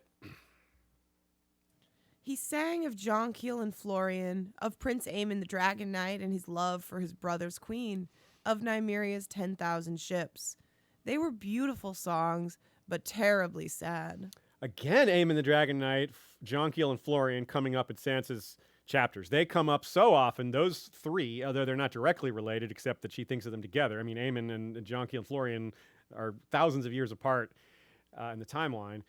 But it's neat to have Nymeria mentioned here. That's a cool one. That's a little different. Do you think that you might make a connection in any way to Arya there? What do you think? Oh, well, both that it's a mention of Nymeria, her wolf. Oh, and yeah, that, okay. Her sailing away. Yeah, that's a good point. Yeah, maybe. It's a series of songs that Sansa's hearing. Yeah, because I guess in all these cases, she's thinking of being rescued, and 10,000 ships would be pretty handy right now. Yeah, that's true as well. They were refugees escaping, and she's thinking of escaping. Yeah, that's a great catch. Yeah, that fits pretty well. And it is an interesting little tie-in to Arya. Like you said, that is because Nymeria is obviously tied to her sister. Even though she doesn't explicitly think of Arya, this is sort of like a bridge to her. She can't not hear the name Nymeria without thinking of Arya. Yeah, I you're think. right. Even That's when a good she doesn't point. think of it in explicitly in the text, I can't imagine it. And she thinks that the song is sad, and of course, thinking of Nymeria would probably make her sad, make her think of Lady, and you know all that. So yeah, it adds to the sadness of the song. The song is sad on its own, but it's got an extra connotation for Sansa. So this is couched. This John Keel Florian talk. It's couched with talk of the Godswood, meaning Florian and John Keel is mentioned there as well, because of course she thinks of that's kind of how she's thinking of this Dantos relationship, and Cersei considers Sansa's prayers treasonous, and I think that's why she makes these threats here. At the end of the chapter, Cersei threatens her with ill and pain, says, many of you we're gonna just be killed rather than allowing Stannis to take them hostage. But later on, she's gonna let people go to the Sept, and then she's gonna retreat to Maegor's Holdfast, and she doesn't seem to care where Sansa goes. So I think that Cersei is just doing this thing that she does. She's just sniping at Sansa, just one-upping her. This is just thinking on her level of insult back and forth, and your treasonous prayers must be, I'm going to, make you feel bad for that. It's just, Cersei's a tit-for-tat kind of person, so it seems pretty clear after the fact that these were maybe not empty threats, but they're definitely threats she didn't follow through on. But ill and pain, we can't just gloss over him here. There's maybe some symbolism here, and it's important to point out his presence. He has his own moment here. She notes the striking difference between how her father handled ice, how he cleans it, and himself after every execution, while ill and pain, quote, He carried ice unsheathed. Her father had always cleaned the blade in the Godswood after he took a man's head, Sansa recalled, but Ser Ilyn was not so fastidious. There was blood drying on the rippling steel, the red already fading to brown. The vibrant colors of the blade are hidden behind ordinary dried blood, a brownish color. I think that's symbolism speak for this guy does not deserve this sword. Tywin's going to agree that Ilyn doesn't deserve that sword. He loves the idea of a Lannister symbol of power added to their roster of wealth and pride and power. And of course, Joffrey and Jaime, who did nothing. One did almost literally nothing, and the other who spent most of the war in prison after botching his own campaign.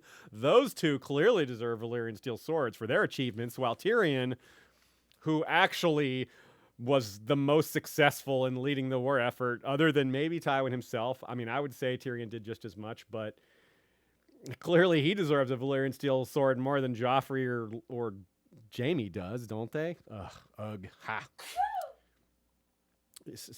Shea has a sympathy sneeze even for that comment. Anyway, if we look ahead, Jaime gives his sword to Brienne. So there is, it does still kind of come out all right here, and she does use it to try to find Sansa. Very few of us would argue that Brienne is unworthy of a Valyrian steel sword, even though she herself might make that argument. I think it's pretty cool that Sansa is looking at half of that sword in this moment, not knowing it will again go from the weapon that slew her father back to being wielded in her defense. So that's kind of neat. A little poignancy there, a little building for the future. But speaking of Jaime, Cersei thinks on how they used to dress as each other, how even Tywin could not tell them apart. Quote, We were so much alike, I could never understand why they treated us so differently.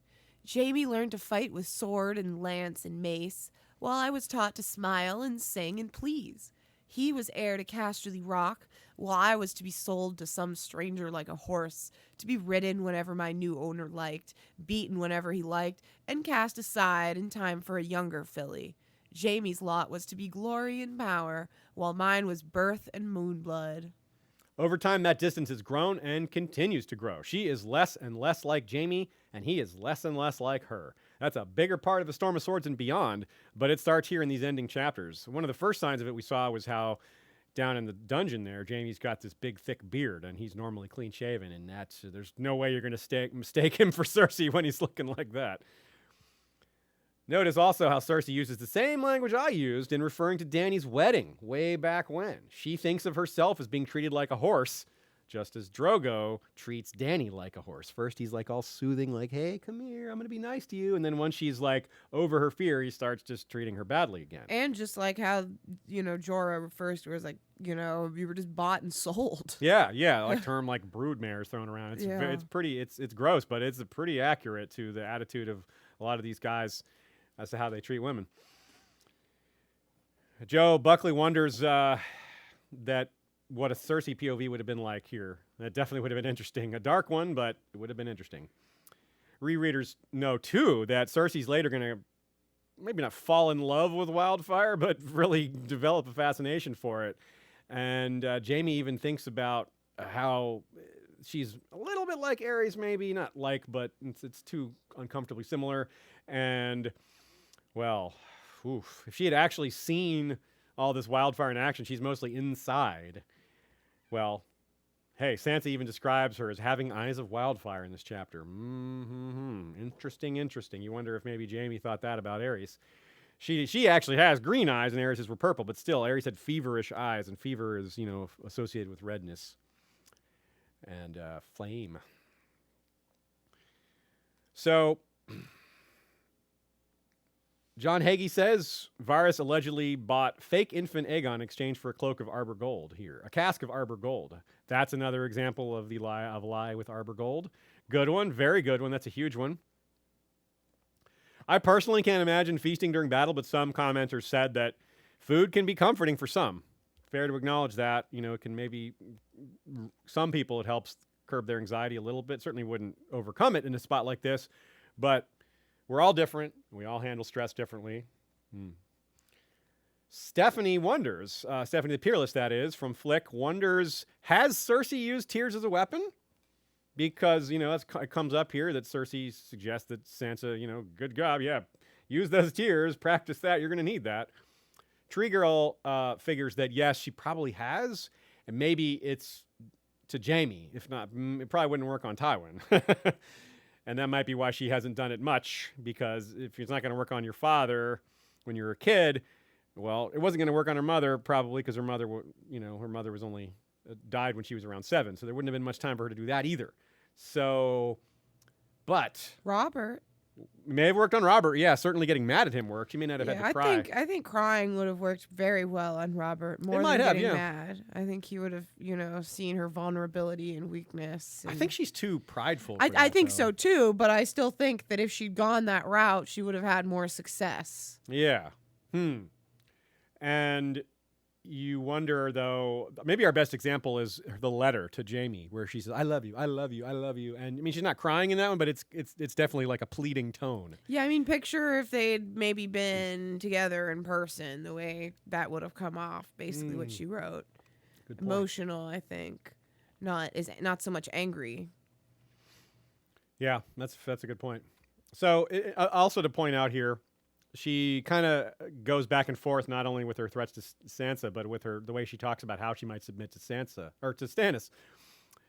She says she would die rather than submit to him, but she also had talked about, submitting to him, going out there in her white dress and trying to, be reasonable with him and accept his surrender or accept her surrender. So she's kind of all over the place here. This is George is aware that he's written her like this. He's aware that he's written her with these contradictions. It's clearly intentional.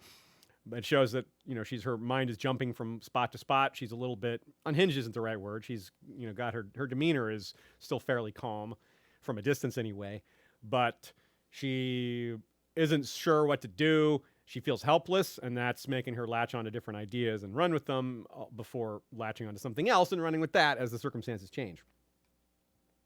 And this all is going to maybe lead to, is maybe a groundwork for when Cersei is feeling isolated and alone much later down in the series.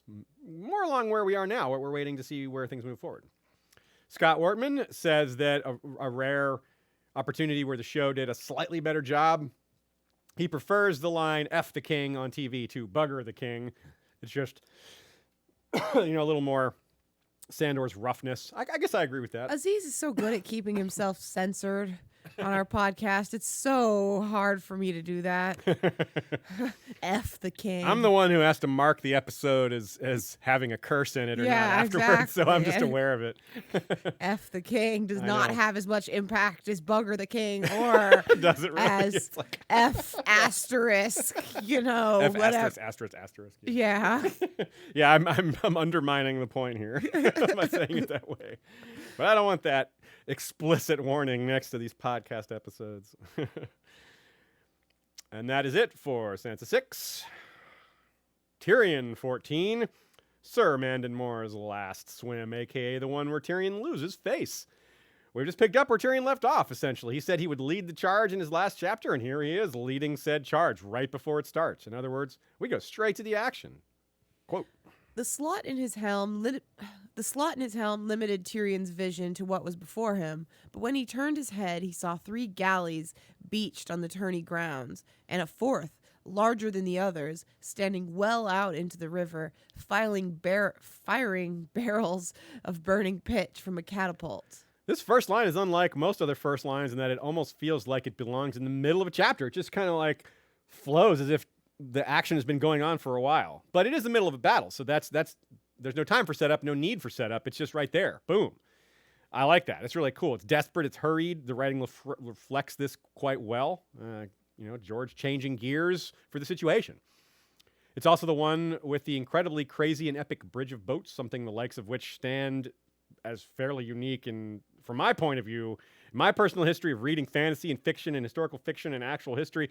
I don't know anything like this bridge of boats. This is very cool. I mean, there's sort of similar things. For example, there's a real bridge of boats built by Xerxes, actual Xerxes, the emperor, to cross over from the Hellespont to bring his army into Greece, which sets up the events of the movie 300. Well, the real events that were portrayed very fantastically in the movie 300. Because yeah, real life Spartans didn't wear Speedos. Surprise.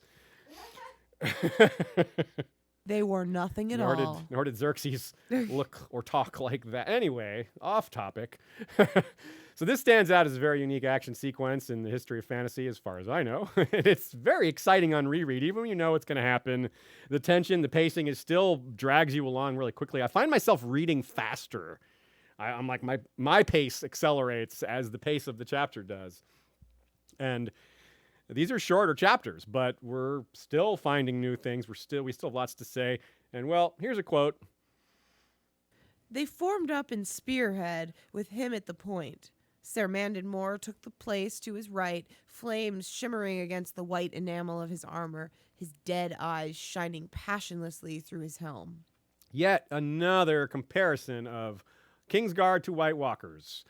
Words like dead eyes and white and ice and, cold steel, things like that are so common. This time they are interspersed with the flames, which makes it all the more eerie and interesting. And a second later, what is Mandon Moore described as? Death in snow white silk. More death, snow, white, all that. Snow White, haha. Pod. Gotta love Pod. What a hero. What a great dude. He argues to follow here. He's like, I'm with you. I'm your squire. And Tyrion thinks, okay, I don't have time to argue about that. Brienne, very similar to how he is with her. He's like, I'm your squire. I'm coming with. Pretty cool. Gotta love Pod. Almost right away, they accomplish their primary goal, which is to stop the ram at the gates. But afterwards, there's clearly more to be done. That's the bulk of this chapter, that more that comes after. So immediately after, the first thing they do after stopping the Mudgate, or stopping the first battering ram, is to see that there's another ram at the Mudgate and head over there. By the time the series ends, it's not unlikely that Tyrion will have been in the most battles of anyone in terms of POV chapters. I wonder if he'll ever be this deep in a battle again, that he experiences it from the front lines, that he experiences battle fever, that he goes berserk almost. When and if he commands for Dany, it might not be in the front lines. Or maybe it will be exactly that now that he's seen what impact he can have, now that he knows he can shame people into following, that they will be eager to prove themselves when they're led by someone like him. Or maybe it'll be that he'll be on a dragon, and I don't know what to imagine there. That's just something to dream on and see what George does for us.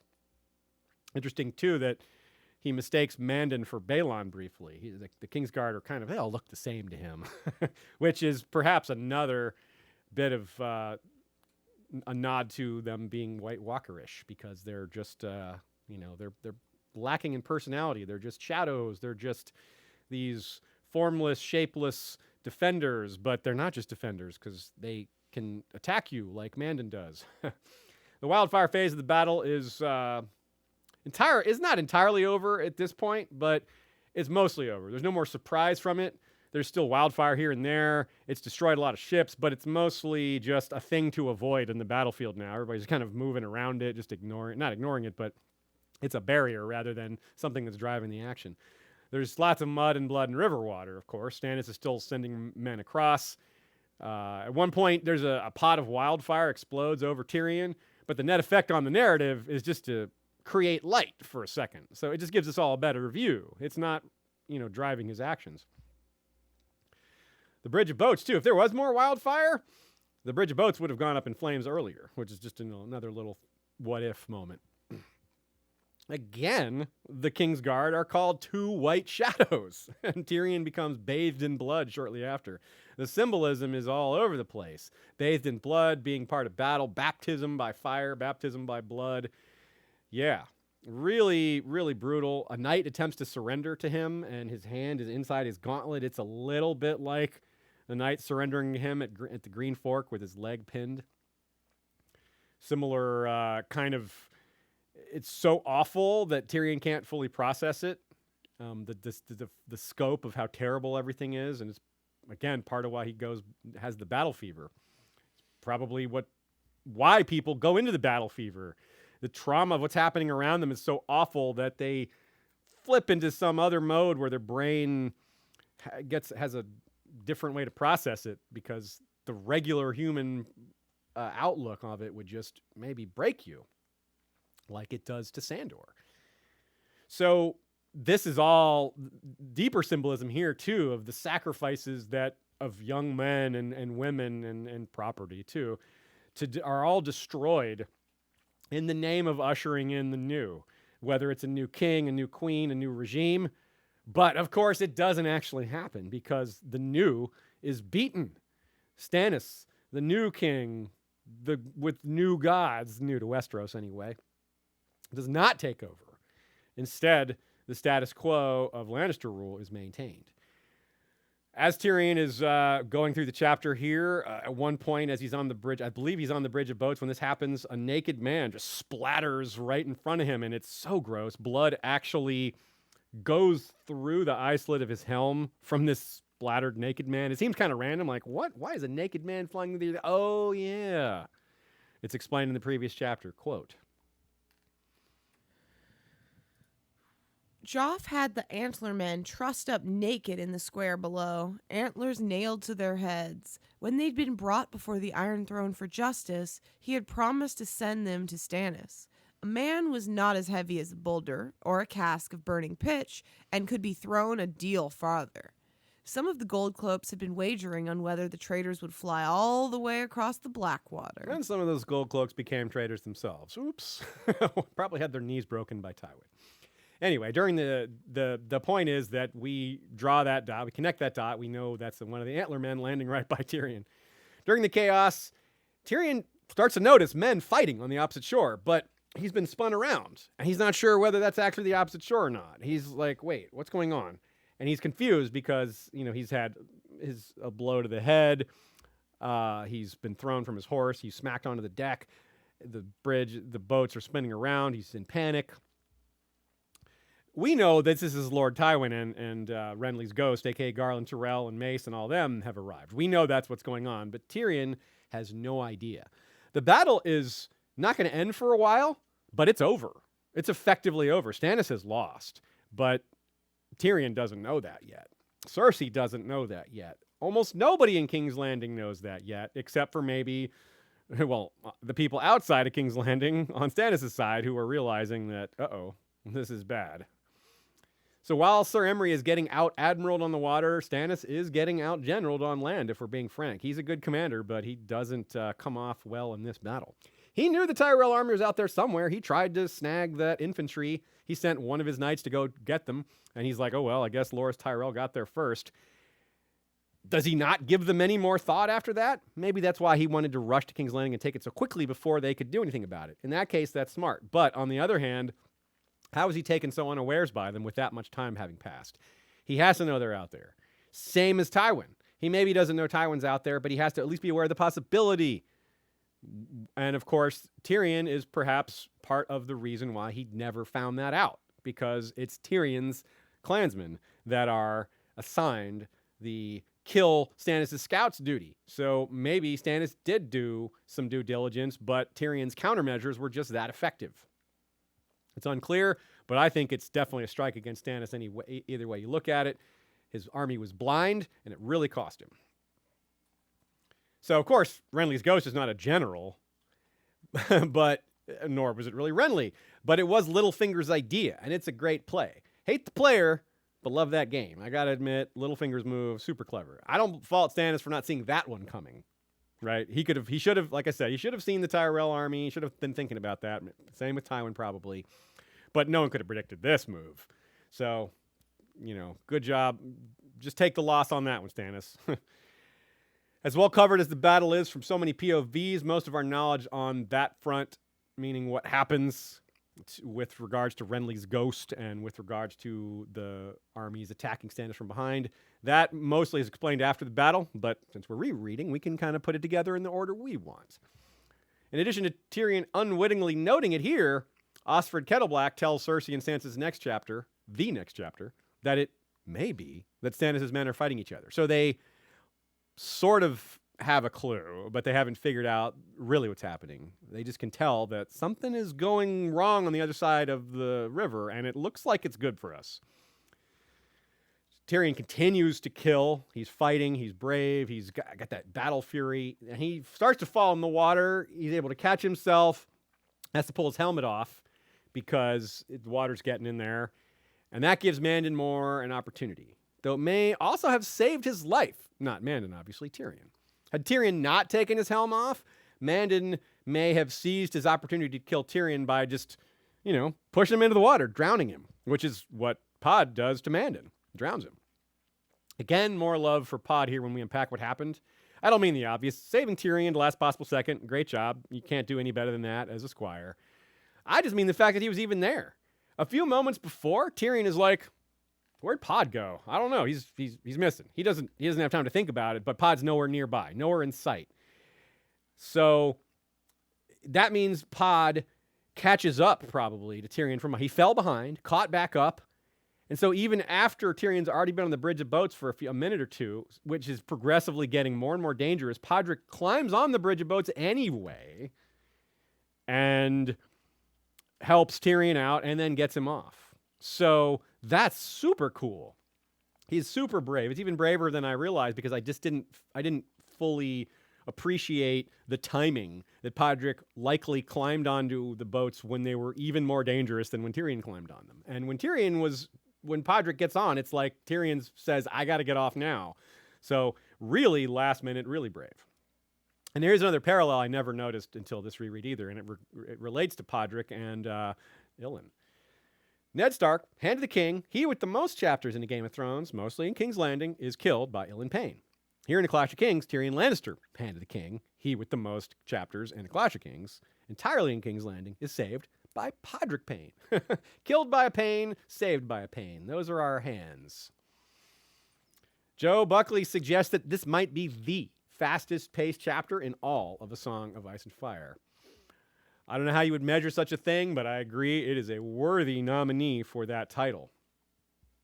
Tyrion gets an almost cruel glimpse of a possible future when he attacks outside the Mudgate when the defenders begin shouting, "Half-man!" He finally earns some respect and adoration from his peers, as well as just his hirelings. Obviously, he's had the clansmen call him that, and it made him feel pretty good. But this is different. This is the Westerosi proper, people that he's not gotten a lot of respect from. And this is a nice moment in that regard, despite how awful it is in so many other regards. It's a kind of a quick view into what life could have been after the Blackwater if Tyrion had been, conscious and able to maybe accept some of the accolades he deserved. Maybe that would have helped his reputation a little bit instead of him just the news being, it looks like he's going to die. That's what the immediate news was on the aftermath, that it looks like Tyrion's going to die. So rather than him maybe getting some accolades or praise, it's like, oh, well, prepare to say goodbye. Also, Joe points out the Bridge of Boats as a good argument against the notion that Stannis doesn't inspire loyalty. Like, it was one thing for Tyrion to climb on the boats and do his thing. But remember what he said before getting on. He's like, those are brave men. Let's go kill them.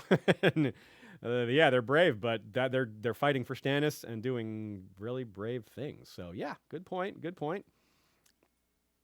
Joe mentions that the antler man explodes like a melon. More fruit. Fruit references all over the place in this battle. So last episode, we talked about the evidence that Mandon Moore attacked Tyrion on Cersei's orders. This time, I'll bring up some of the evidence for Littlefinger. It's pretty similar evidence. One of it, I already brought up the fact that Mandon Moore is from the Vale, and he came to King's Landing at the same time as Jon Arryn, which is the same time Littlefinger came, so they have this sort of proximity and regional connection. But the main thing to me is that it's kind of under. Some people would say that Littlefinger would want to taunt Tyrion. I think he might want to, but I don't know if he would just make that such an important part of his goal that he would sacrifice his opportunity. Remember too, what does Littlefinger do alongside Olenna at the Purple Wedding? They try to pin it on him. So there's already evidence that Littlefinger is trying to get rid of Tyrion by pinning this murder on him, which results in him being nearly executed for treason. So I think there's additional evidence of Littlefinger making a second attempt. So if that's a second attempt, it fits with this one being a first attempt. Whereas with Cersei, yep, there's evidence. You know, the joy turning ashes in your mouth, all that. He threatened Cersei in a way he never had threatened her before. Threatens to come for Tommen and do awful things to him. He leans into it. He says, I'll be the monster she expects me to be and all that. So it's very inconclusive here. I lean Littlefinger because Littlefinger makes more distinct attempts on Tyrion's life. Well, at least one other one. And so this fits with that. But I will not argue with anyone who thinks it's Cersei more than to say the things I've already said, and which you just heard. So I don't need to repeat them.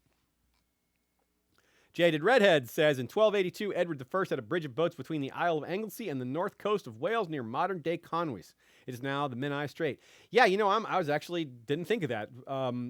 But I am aware of it. The Isle of Anglesey was really important to the Welsh because it was a fertile island, and they relied on it for a lot of their food. So during this war, Edward took the strategy of denying their food and cut them off from their food supply, and it was very effective. It was Wales had previously been really hard to beat because they have such a great home field advantage, to use a sports metaphor. In other words, they had deep forests and high valleys and snow and things like that their people who were the locals are really used to handling, that invading armies had a horrible time with. Ambushes, supply lines being cut. This was sort of like besieging an entire forest. Edward cut off their food from their little island and really caused great long-term damage and helped him win that war. Amy Lantrip says, the wildfire at the Battle of the Blackwater reminds me of the battle during the Three Kingdoms period in China, where one side sent flaming ships to the other side and set the enemy ships on fire. Yeah, there's some really neat fire ship examples out there in the world. I went through some of those with our good friend Daniele Bellelli, the podcaster for History on Fire. We did an episode combined called History on Blood and Fire. We'll play on words there. We never do that, right? Where we talked about some of those exact things. We also did some comparisons to, wildfire and Greek fire. We talked about the Battle of Constantinople. There's just so many great comps. I'm glad to see you guys reminding me some of those. So if you are interested in that comparison, go check out our episode called History on Blood and Fire. Scott Wortman loves that Pod killed a Kingsguard. And I don't ever recall Pod bragging about it. He killed a Kingsguard. He didn't mention it to Brienne, I don't think. Maybe she wouldn't believe him, but it's true, man. Ring that bell, Pod. You did a great deed, and you deserve some credit for that. Maybe he'll, if he survives Lady Stoneheart, maybe one day he'll bring it up. Be like, yeah, I killed a Kingsguard. Be like, you what? Because he's an honest kid. I think Brienne would believe him, but would just be astonished. Tell me the story. And then Pod would, stammer his way through the story because he's probably not a very good storyteller. Matthew Forster loves the seeing Tyrion go berserker mentioned on Facebook. And he asked, did Tyrion have training? Or maybe it was somebody else who asked if Tyrion had training. Either way, yes, Tyrion definitely had training. He is a son of the nobility. He mentions at one point he has this perfectly fitted suit of armor. And yeah, certainly he's had to have some lessons with the Master at Arms, though I don't think there's any specific memories or just dialogue of that. It would be a huge surprise to me if he had no training whatsoever, because it's just the thing the nobles do. Even though Tyrion is, not the stature of a warrior, he's clearly capable of fighting and pretty good at it. And from horseback, he's even more effective. I would think he got training. Stefan B wants to know which of Stannis' knights went across the bridge of boats. I wish I could give that detail, but we do not know. Tyrion couldn't even make out any sort of sigils, so it is not happening, but I wish I knew. That's pretty cool. No heroic battle tropes there, just desperate bravery. And it's funny, too, because you have this sort of very classic trope of the cavalry arriving, right? And, Tyrion isn't awake for that. He's unconscious when the cavalry arrives. And he doesn't even really realize when he does actually see it. He just doesn't realize what he's processing. Ridiculous Ed Tollett has a comment as for why Pod may not have bragged about killing a Kingsguard. And it's because he stabbed him in the back, knocked him in the water from behind. So it wasn't necessarily a, quote, fair fight. Not that Mandon was engaging in a fair fight. Would you say it was not a righteous kill? Oh, not a righteous kill. No, it was not the way. So good point by Ridiculous Ed Tollett. That is maybe something that is an ignoble victory, maybe not something to brag about. That could very well be it. And now, Sansa 7, the one where Sansa sings for Sandor, a.k.a. the gang sees Renly's ghost. Technically, they saw Renly's ghost off-page much earlier in the battle, but this is when the reader is told about it. And it starts like this. Not the Renly's ghost bit, but the chapter itself. Quote, "When Sir Lancel Lannister told the queen that the battle was lost, she turned her empty wine cup in her hands and said, 'Tell my brother, sir.'" Is this the same empty wine cup that she turned over before that she said she was not drinking wine anymore? I don't know. Cersei, like I said, Cersei's going all over the place here. She keeps changing her mind. She makes threats, doesn't follow through on them. Paranoia is quite a cruel mistress, isn't it? And she's got good reason to be paranoid for once. Even though, at this point, her side's already won. But from her perspective, to be fair, it looks bad. I mean, consider that Sir Lancel Lannister has just told her that the battle is lost. I mean, what's she supposed to do? Overrule him because she knows better? No, she doesn't. She's inside. She has no idea. So Lancel and Cersei proceed to argue about Joff's presence. He points out her huge mistake, but argues it's not too late to undo it. If Joff goes back out, it would help a lot. And isn't that ironic? Stannis has already lost the battle. So yeah, Joffrey going back out would actually look pretty good for the Lannisters. It would look brave to people who don't know the battle's over, and there would be almost no risk because they've pretty much won. So how about that? Yeah, because Tywin and the Tyrells have already arrived. They've smashed into the rear of Stannis' army on both sides of the river. Remember, the Tyrells are on the south side hitting Stannis' army that's still trying to move over, while the ones that have moved over are being hit by the army led by Tywin himself. They kind of did a split their forces kind of thing, almost like Robb, except for different reasons, but still with a similar result. So it's pretty amazing that, Tywin and the Tyrells know they're doing well here, but everyone else thinks they've lost, no matter what side they're on. Stannis knows he's lost. Davos is already in the water. Most of Stannis' troops know they've lost, but Cersei and Lancel and all these people think they've lost. That's wild, right? But this is not unrealistic. It's just the nature of a huge battle playing out over the cross of such a large area and the lack of quality of information being spread around. Nobody has all the information for this battle except maybe us readers. Well, and, George. There's just so much action, and it's beautifully and terribly overwhelming enough take in all these basics. That's why these rereads are so powerful. We're learning. I mean, it's a battle. It's not as complicated. There's not hidden. There's not as much hidden foreshadowing, things like that. Yet we still have so much to say about it, and we're still catching things that we didn't catch 20 years ago.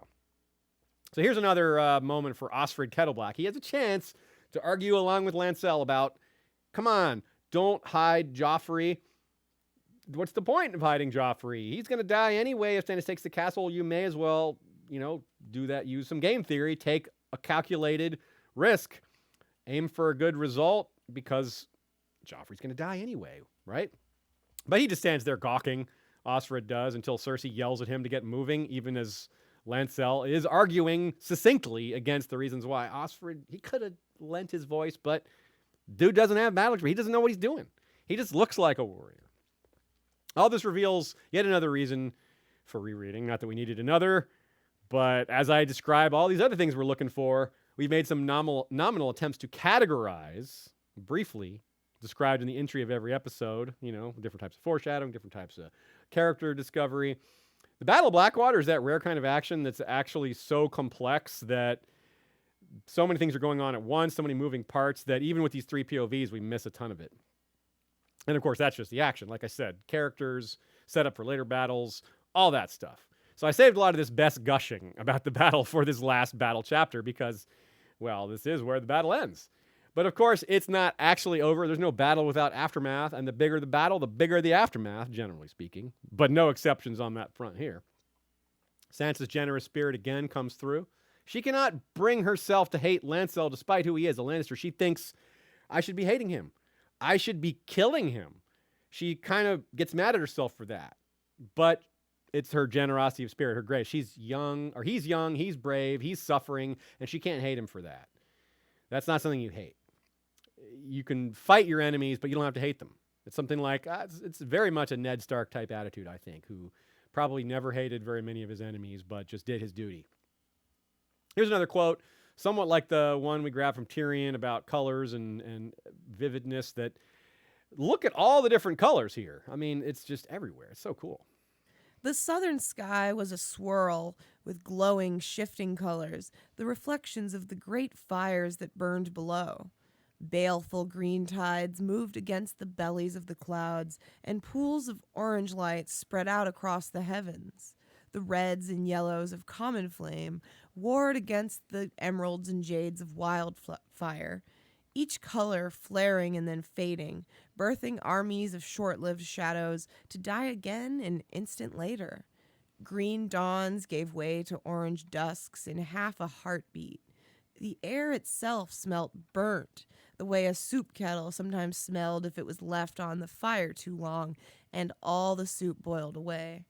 Embers drifted through the night air like swarms of fireflies. Green tides, green dawns, jades and emeralds, yellows and reds, embers, swarms of fireflies. Also, I think we can all relate to the soup kettle bit. Yeah. Yeah, whether you yourself has done it or a roommate or something. It's terrible. It's really bad. Boiling the water. Yeah, I did that. I've done that with boiling eggs, and there's no water left, and the eggs are just cooking. Boiled eggs. It's so bad.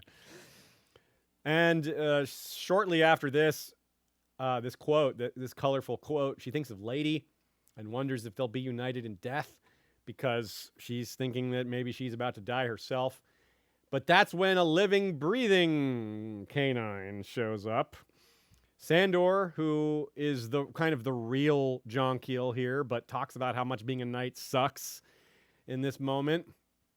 And you can't help but sympathize for him. Is even if you don't like Sandor at all, what he's faced in this day is awful. It's brutal even without his trauma, but with his trauma, factored into all that killing and war and fighting, it sucks. It's terrible. And so we have this beautiful moment with the song where she basically becomes brave in the face of what looks like he might be about to do something really dirty and ugly here.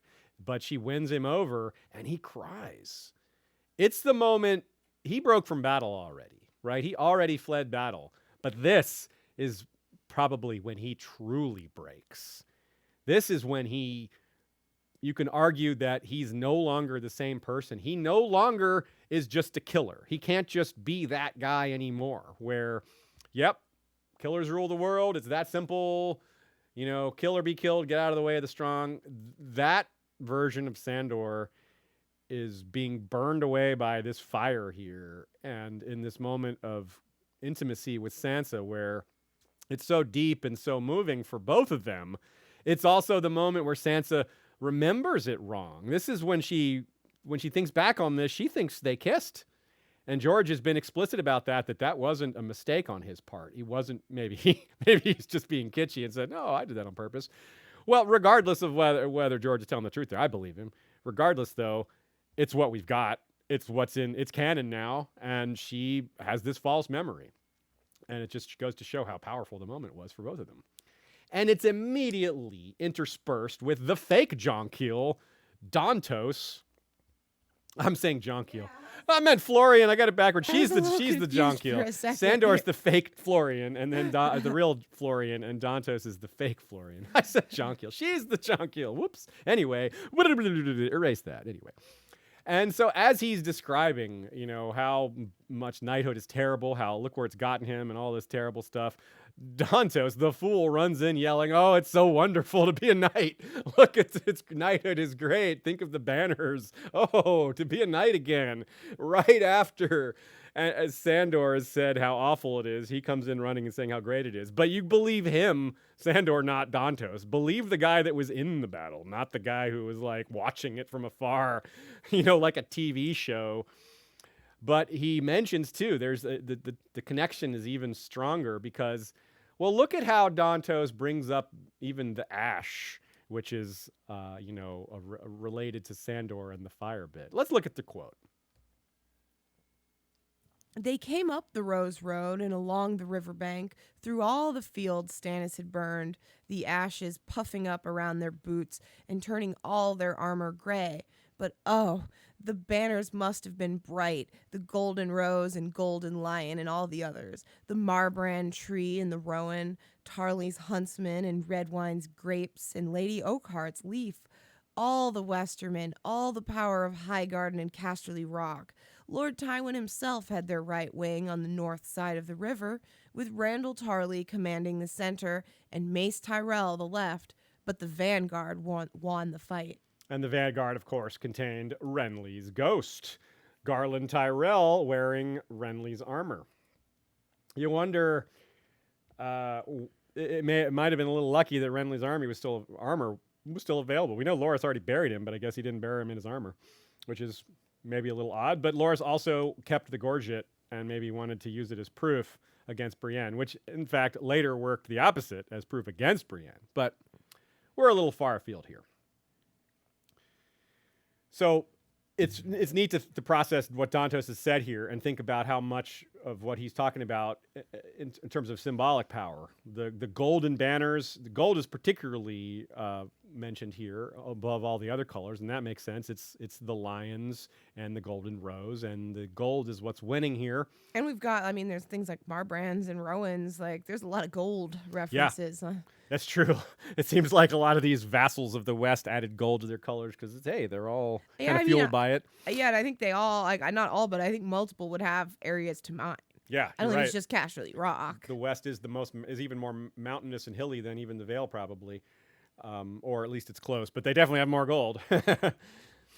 And so this also makes me a little bit of forward to the armies of the dead, and because he's talking about how everyone's armor is gray, which they're all kind of gray, and that reflects as well the grayness of these characters, and that it's hard to pick a side here. There's both sides are flawed, both sides are have their goods and bads, but the one guy you don't have such maybe back and forth thoughts about is Tywin, and he's perhaps the biggest winner of all here. And it's like, well, that's the one guy I wasn't so excited about winning, except maybe Joffrey. Yeah, was there a way for this to go with different Lannisters? Well, we'll have to be patient for that. Comment from our very own Rabea, Lady of Waves. The bells. Yes, the bells are a big part of this, setting up Daenerys, which is perfect because we're going to be ending our chapter work today with Daenerys, who, of course, is the relevant character for dealing with the bells. So here's a nice long quote of Sansa thinking about the bells, which we'll break down once Ashay has read it. How long she stayed there, she could not have said, but after a time she heard a bell ringing, far off across the city. The sound was a deep-throated bronze booming, coming faster with each knell. Sansa was wondering what it might mean when a second bell joined in, and a third, their voices calling across the hills and hollows, the alleys and towers, to every corner of King's Landing. She threw off the cloak and went to her window. The first faint hint of dawn was visible in the east, and the Red Keep's own bells were ringing now, joining in the swelling river of sound that flowed from the 7 crystal towers of the great Sept of Baelor. They had rung the bells when King Robert died, she remembered. But this was different. No slow, dolorous death knell, but a joyful thunder. She could hear men shouting in the streets as well, and something that could only be cheers. Yeah, so she doesn't quite realize what's happening yet. She doesn't realize the battle's over. This is before Dantos rushes in. I think, maybe not, but she's confused one way or the other. But I want to draw your attention to the phrase "joyful thunder," which makes me think of Dany because she's Stormborn. Thunder, and that's given that is couched in the ringing of the bells. Yep. Well, we know George had this plan for the bells from the beginning because of the Dothraki stuff and the bells of victory. That's just a constant thing that, the show omitted a lot of that. But we're on the lookout for how it's going to play out in the show. We know it'll be, for the books, we know that it's going to be different than what the show did. So by referring to the show here, we're only referring to that concept in knowing that it's going to play out differently. Lots of caveats there. Joe Buckley with a good take here. Another good take here. He's always got lots of these good takes. While we're speaking of the prophecy and Cersei's talent for kind of self-destruction, we should think about what might be a little throwaway detail here, the conclusion of Lancel's clash arc, which is, Cersei slamming her palm into his open wound. We talk about how Lancel's over his head, how he's being mistreated by his family. The adults in his family are supposed to be looking out for him, helping him advance, but instead they've kind of used him as a pawn. He's being used by both Tyrion and Cersei, and before that, he was used by Cersei even more as part of the assassination of Robert and all that. Now, Joe also suggests that maybe Cersei slamming him in the wound is an extension of her feeling that frustration about being a powerless woman, because that was a phrase she had just started talking about, and she wants to lash out and hit someone that's opposing her. And maybe he wonders if this contributed to his wound. Maybe it made it worse. I'm not so sure about that, because it seems like an infection would be the one that would cause him the most damage, and that is what happens. His hair kind of turns gray. This wound is really bad. It turns really awful on him, and it's possible that Cersei is part of that. If so, it's interesting that it pushes him along towards this joining the faith, which is pushing him into turning on Cersei. Obviously, the faith is going to be a huge problem for Cersei, but Lancel's going to be on their side later. So maybe this is, we're tracing things back to the origin of that digression, or not that digression, but that split between Lancel and his family. Certainly, he's going to feel betrayed when he has time to reflect on all of it. Joe also compares the possibility, what didn't actually happen, but what Cersei wanted to happen, was Joffrey holding himself up in Maegor's, like Aegon III and the eventual Viserys I did. Interesting. They had the secret siege there, which is maybe a little bit of a parallel. Here's a little quote that I'll read. She never knew why she got to her feet, but she did. "Don't be afraid," she told them loudly. "The queen has raised the drawbridge. This is the safest place in the city. There's thick walls, the moat, the spikes." George has used this device before with Sansa in early Clash and Tyrion back on the high road when he rescues Catelyn. As we discussed on both of these occasions, it's their true character coming out. Just like Tyrion is like, why am I helping defend Catelyn, this person who, is the reason I'm here, the person who captured me, he just can't help be a decent guy sometimes. He's obviously not a decent guy quite often. Sansa is more clearly a good person consistently. It's easier for her. She's in a position where she's not forced to make decisions that end people's lives. However, still, that's not the point here. The point is that she rises to the occasion, that when people are suffering, people are afraid, she tries to make them feel better about it. She tries to help assuage those fears, even though she isn't in charge. She's, 13 at this point? It's not really her place, but she sees it as such, and she does a good job of it. So the strength of character to do that, it's just, as Joe puts, it's absolutely tremendous. I wish I had the proper British accent to say absolutely tremendous like he would, because it would sound cooler. How about we hear your best approximation so we can offend everyone? Okay, it's absolutely tremendous. Oh, God. That wasn't so bad.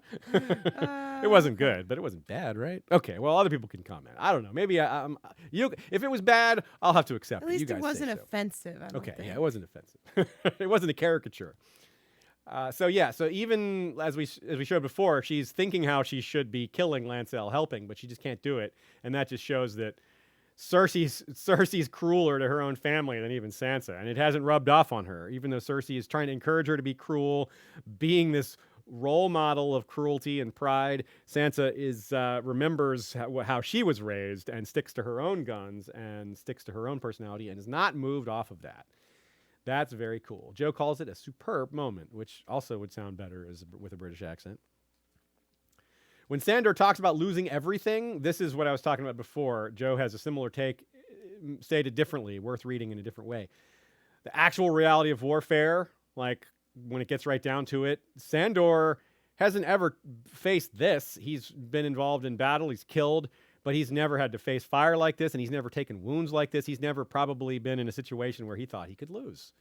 He's never been in a battle that was so, touch and go. So maybe he realized that, hey, I'm not as fearless as I thought I was. Maybe it's his own questioning of himself he's facing the reality of, I'm not as brave as I thought I was. I'm not as willing to die as I thought I was. And it's couched in his childhood trauma rushing back at him because of all this fire. And of course, nothing's going to make him feel as helpless or as unbrave as thoughts of Gregor holding his face in the flame and being able to do nothing about it then or now. The cloak is a pretty big deal here. Sansa wearing his cloak after he tears it off. Now, it's of course symbolic of his final leaving of the Kingsguard and his leaving of the Lannisters, but he leaves it behind with her. And Tree Girl with a great catch here. She puts it on and huddles on the floor with it in a scene that's very similar to how Dany huddles under the white lion pelt left by Drogo. And I don't have there might be more to say on that. There might be a deeper meaning to them doing that, to huddling under this cloak of protection given to them. And it could speak to the way marriage is brought up in Westeros. And I don't mean Sansa and Sandor are going to get married. I just mean that cloaks are very symbolic of offering your protection. Like when in a Westerosi wedding, the husband cloaks his house's colors on her as symbolic of how she's now under his protection. And that's kind of what's happening here, even though Sandor has left. So it's kind of an inversion of that whole thing. And the white wool of his cloak was stained by blood and fire. A very poignant little line there. Aerys also led his Kingsguard to such, staining them with blood and fire, the awkwardness, the awfulness of certain Targaryens. It isn't just him, obviously. Maegor, lots of other kings and queens who sat in the Iron Throne have given orders to their Kingsguard that has stained their honor. So staining by blood and fire is the perfect way to describe the Targaryen perversion of rule. It would be true with the Lannisters too. Whoever rules is quite likely... at some point, that dynasty is going to produce people that are going to make the Kingsguard or other people do things that they don't believe in, do shameful things that make them feel ashamed for having followed them. For like Barristan is going to feel. Barristan, lots of these knights are the Kingsguard knights. Arthur Dayne, Jaime Lannister, they're going to feel ashamed. Harry Oakheart, yeah, they're going to feel the shame of what their betters have told them to do and how performing those duties has shamed them. Yet they just still go along with it. Only the non-knight here says enough, says I'm not going to do this anymore. I'm not going to follow their orders. I'm not going to help them facilitate all this bull, all this hypocrisy, all this violence. Now, maybe I'm putting words in Sandor's mouth as to his reasoning. Maybe he's just, it's purely, I'm running away because I'm scared. But if that's true, why did he go to Sansa? It's definitely a little more complicated than that. Anyway, that is all we have for Sansa 7, which means that's all we have for the Battle of Blackwater. But it's not all for today. And we will be doing, of course, lots of the aftermath of the Battle of Blackwater next week. But now, we move as far away as we possibly can, as far away as the narrative ever goes, which is Qarth. The gang meets strong Belwas and Arstan, a.k.a. The Last Dance in Qarth. Dany 5. Let me say that again. The gang meets strong Belwas and Arstan, a.k.a. The Last Dance in Qarth. The constant theme of Qarth being a corrupt, excessive place doesn't let up. It's just so overwhelming how over-the-top corrupt this place is. The first line just reminds us, which is important because we were just in battle for all these chapters. We got to get our bearings. Quote. She was breaking her fast on a bowl of cold shrimp and persimmon soup when Eerie brought her a Qarthine gown, an airy confection of ivory samite patterned with seed pearls. Jeez, right? Like just having breakfast and here's another extremely fancy gown, another day in Qarth. Sounds like such a gross breakfast, though. Yeah, cold shrimp and persimmon soup, yeah. That might be good. I could maybe hang with it for lunch or dinner, but my breakfast? Anyways. Right on. That's living like a super, super rich person. You can eat some rich foods at strange times of the day. So 5 chapters of straight fire, wildfire again. We're here now. Dany's slowed down and more calculating and trying to figure out what to do and realizing things aren't going so well. It's time to get out, though. The wildfire in the Battle of Blackwater is an indirect reminder of the rise of magic because the quantity of wildfire Tyrion had available was greatly increased by, well, said rise of magic. And as undefined and undetermined as the source of that increase of magic may be, it's not really in doubt that it's happening. It's only the source is the doubt, right? We know it's actually happening. Presence of magic increasing, and it's on the rise. And good Lord, this passage is just full of magic. It's incredible. Look at all this. Was it not you who told me warlocks were no more than old soldiers, vainly boasting of forgotten deeds and lost prowess? Xaro looked troubled, and so it was then, but now I am less certain. It is said that the glass candles are burning in the house of Urathon Nightwalker that have not burned in 100 years. Ghost grass grows in the garden of Gehenna. Phantom tortoises have been seen carrying messages between the windowless houses on Warlock's Way, and all the rats in the city are chewing off their tails. The wife of Mathos Malarawan, who once mocked a warlock's drab, moth-eating robe, had gone mad and would wear no clothes at all. Even fresh wath silk make her feel as though 1,000 insects were crawling on her skin. And blind Sebastian, the Eater of Eyes, can see again, or so his slaves do swear. A man must wonder. He sighed. These are strange times in Qarth, and strange times are bad for trade. It grieves me to say so, yet it might be best if you left Qarth entirely, and sooner rather than later. Yeah, he goes from saying that to, like, maybe you should leave Qarth. By the end of the chapter, he's pretty much like, you need to get the heck out of here. But she doesn't need his words because the evidence is all around her that she doesn't really have much reason to be here anymore. It's not doing much for her. And in fact, it's starting to be not just a waste, but a danger. But let's break down some of these magical elements here. The glass candles coming alive again. The glass candles burning again in the house of Urathon Nightwalker. Some people want to know if Urathon Nightwalker might be like a Euron type of parallel. I don't really think so. Although Euron is about to probably be in this area if he isn't already, because he's going to be claiming the warlocks during their attempt to revenge themselves on Dany. He's going to sort of abscond with their revenge plan and take it for himself. So he's got to be around here, but I still think it's in his ship. I don't think he's established himself in Qarth. That's a bit much because he hasn't been out in the world that long. He didn't leave Pike that long ago. For him to have a house and to be this well known under a different name, the first guy mentioned by Xaro here, I don't think so. That's just too much for me. But that doesn't mean there isn't something we can glean from this.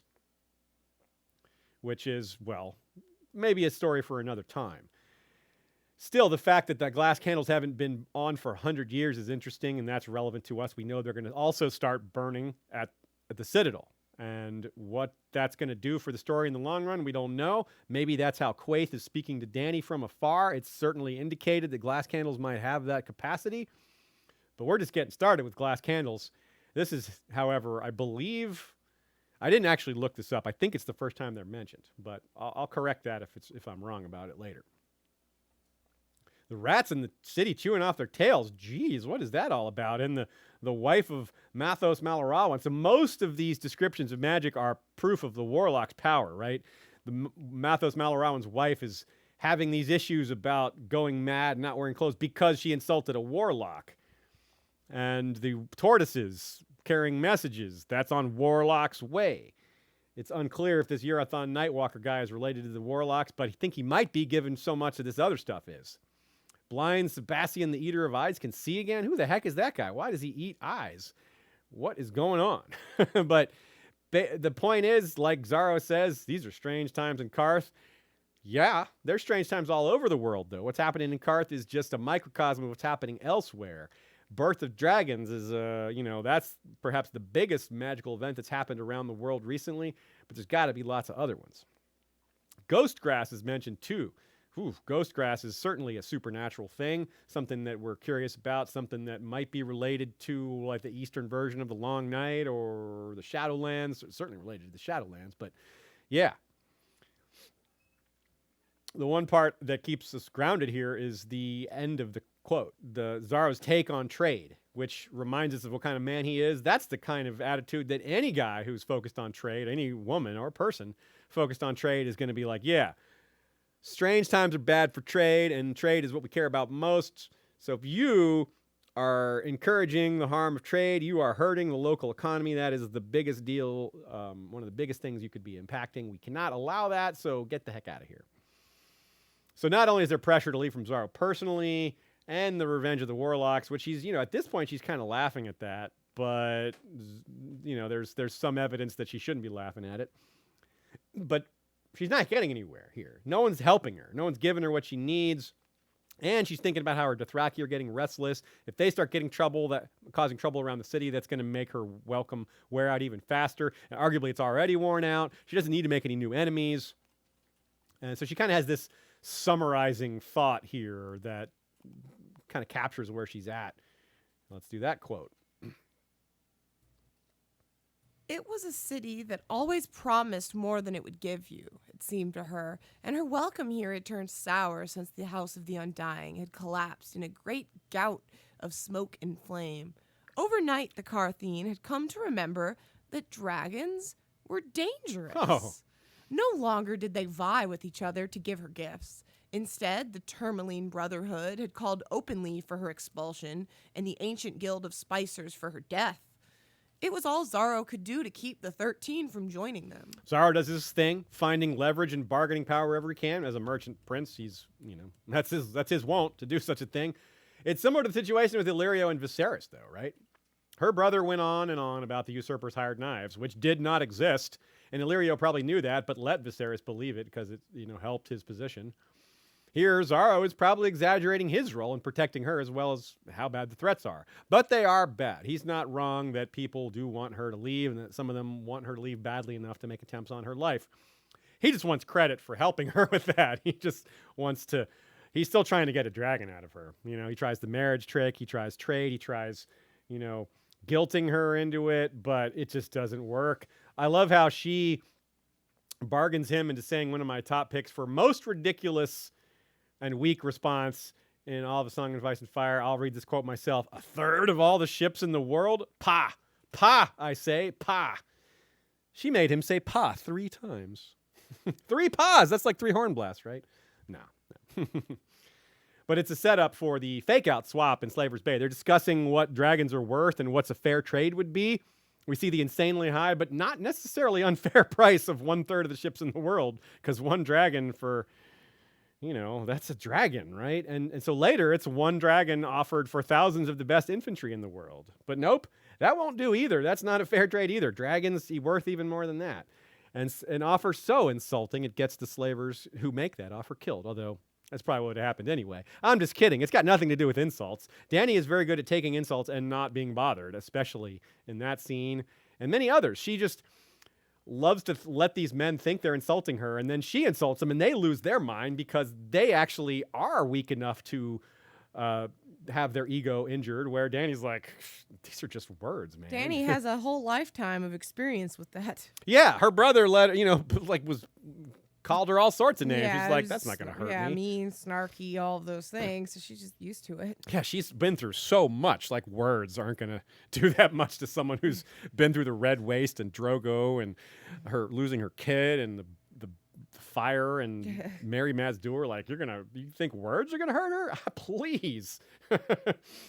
So, but these other people, they have not. Like, what sort of adversity has Zaro gone through in his life? You know, this is the kind of guy that's like, woe is me, my ships could be sinking right now. I'm losing money as we speak. Him of who owns 80 ships and a palace that, you know, puts the Red Keep to shame. Yeah, a travesty to him is that he is not gaining money. Yeah, he's like, he really is like so many men in the world that think if you give a woman a lot of gifts, she owes you something. But this is taking that notion to another level, because this isn't the usual where the man thinks the woman owes her sex. This is, you owe me a dragon, because he's not even interested in sex. He's apparently, you know, homosexual. He's not into women. He wants that dragon. He wants to ride that dragon. He doesn't care about her. Yeah, he does. He wants to ride that worm.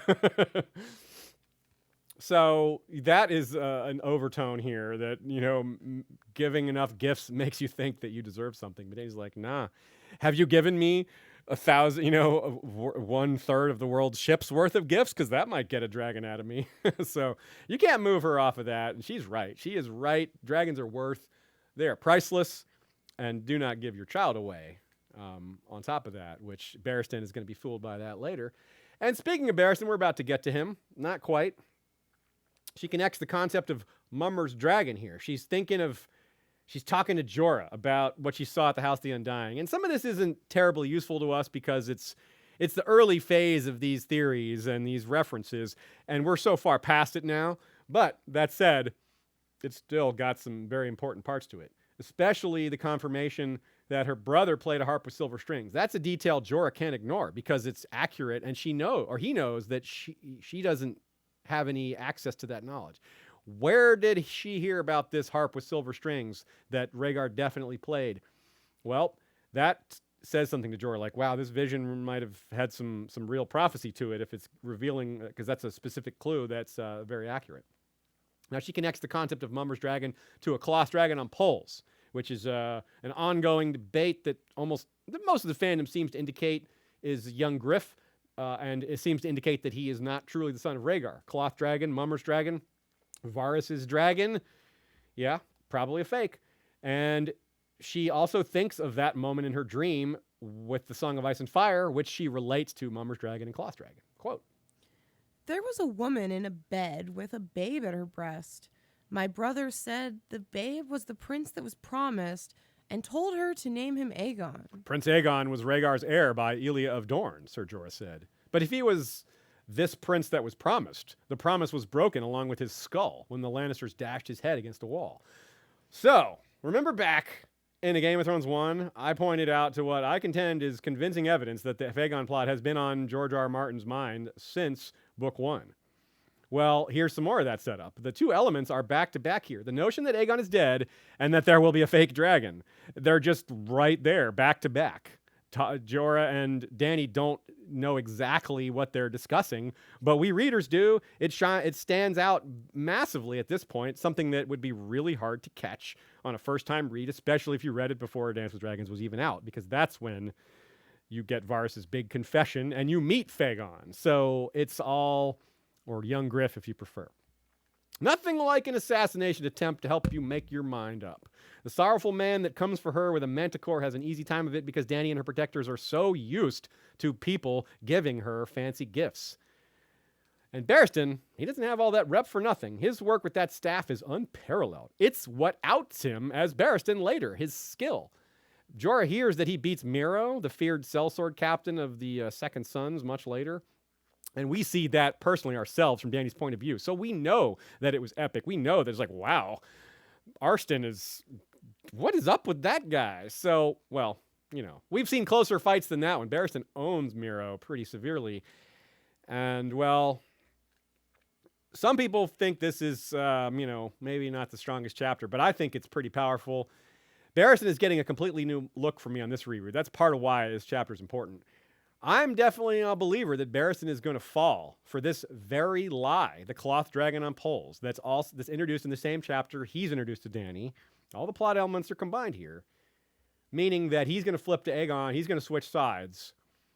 And I hadn't read the books again since I, became a fan of that theory. So now this read is the first time I'm going through the books with an eye towards Barristan's future as a potential turncloak. There's no sneaky language I can see here or anything like that in terms of hidden foreshadowing. But Kingsguard are supposed to die with their king. I mean, I'm not moralizing here. I'm just saying that's a pattern that we see. I'm not saying that if I were a Kingsguard, I'd be like, yeah, I'm going to die with my king. Especially because so many of these kings are awful. But we see that throughout history, right?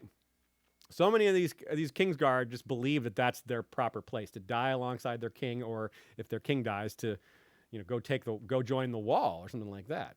So Barristan, right or wrong, agree with me or not on the Kingsguard dying, did not die with Rhaegar or Aerys or take the Black or go seek out Viserys or leave Joffrey. He was kicked out by Joffrey. Or Robert. Yeah. So again, not a condemnation of him, just looking at the patterns and seeing where that might go.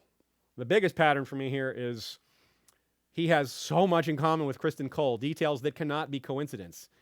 Now, the biggest part about Sir Criston Cole is he turns on a young Targaryen queen for a male claimant named Aegon. Both Criston Cole and Barristan Selmy are from the Dornish marches in the Stormlands. Both got their white cloak at the precise age of 23. Both became Lord Commander of the Kingsguard, and both were named Hand. Criston Cole, Hand of the King. Barristan Selmy, Hand of the Queen. Certainly not conclusive by any means, but it's hard to hear all that very specific paralleling and not be a little suspicious at least. But I'm more than suspicious. Like I said, I do believe Barristan will turn on Dany. So the silver lining to his death on TV is that it stands a good chance of being just completely irrelevant to book canon. Every once in a while, the show, by doing something wrong, is actually good from us on a book perspective, because we're like, well, at least that mystery is still to come for us.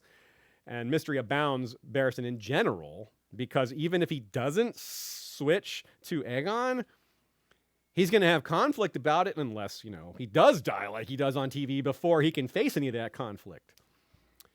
So I really eagerly await the resolution to a lot of those mysteries. Because also Barristan has things he knows, right? He was thinking about Ashara Dane. He was thinking about Rhaegar. He was thinking about all these other things. He's thought about Stark. He was at the tournament of Harrenhal.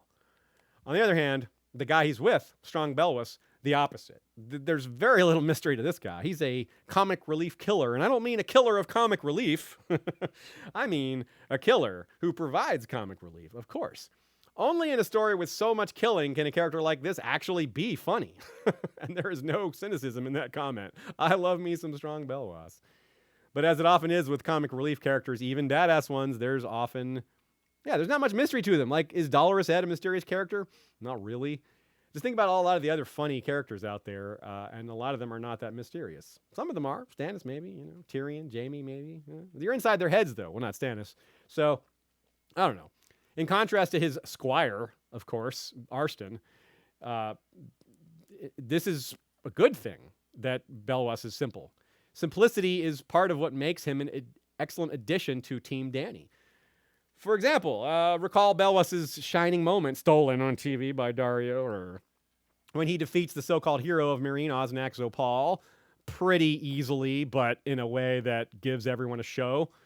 There's a dot to connect here, because in that skirmish that happens at the beginning of this chapter, when there's a misunderstanding and Dany's Blood Riders think that Arstan and Strong Belwas are part of the group attacking them, but actually they're part of the group saving Dany. So the Blood Riders and Belwas get in each other's faces for a second. And they're, Belwas threatens them and they threaten him back. And Dany's like, hey, stop that. You guys are all on the same team here. So there's a little bad blood there. But when Belwas beats Osnak Zopal, they are among the loudest, cheering him on, telling him, great job, dude. You gave us a great show and you fought well. And he's like, yeah, I did. You got to love Belwas, right? Anyway, the attempt on her life is another sign, a definite sign that it is time to leave. Like we said with Tyrion's position versus Stannis, they only have to succeed once and she's dead. The sorrowful man wasn't even recognized, let alone captured. All they lost was a manticore in a nice box and maybe some money that they spent. So this is another game theory example here, but it's a super simple version. Lots of risk, no reward.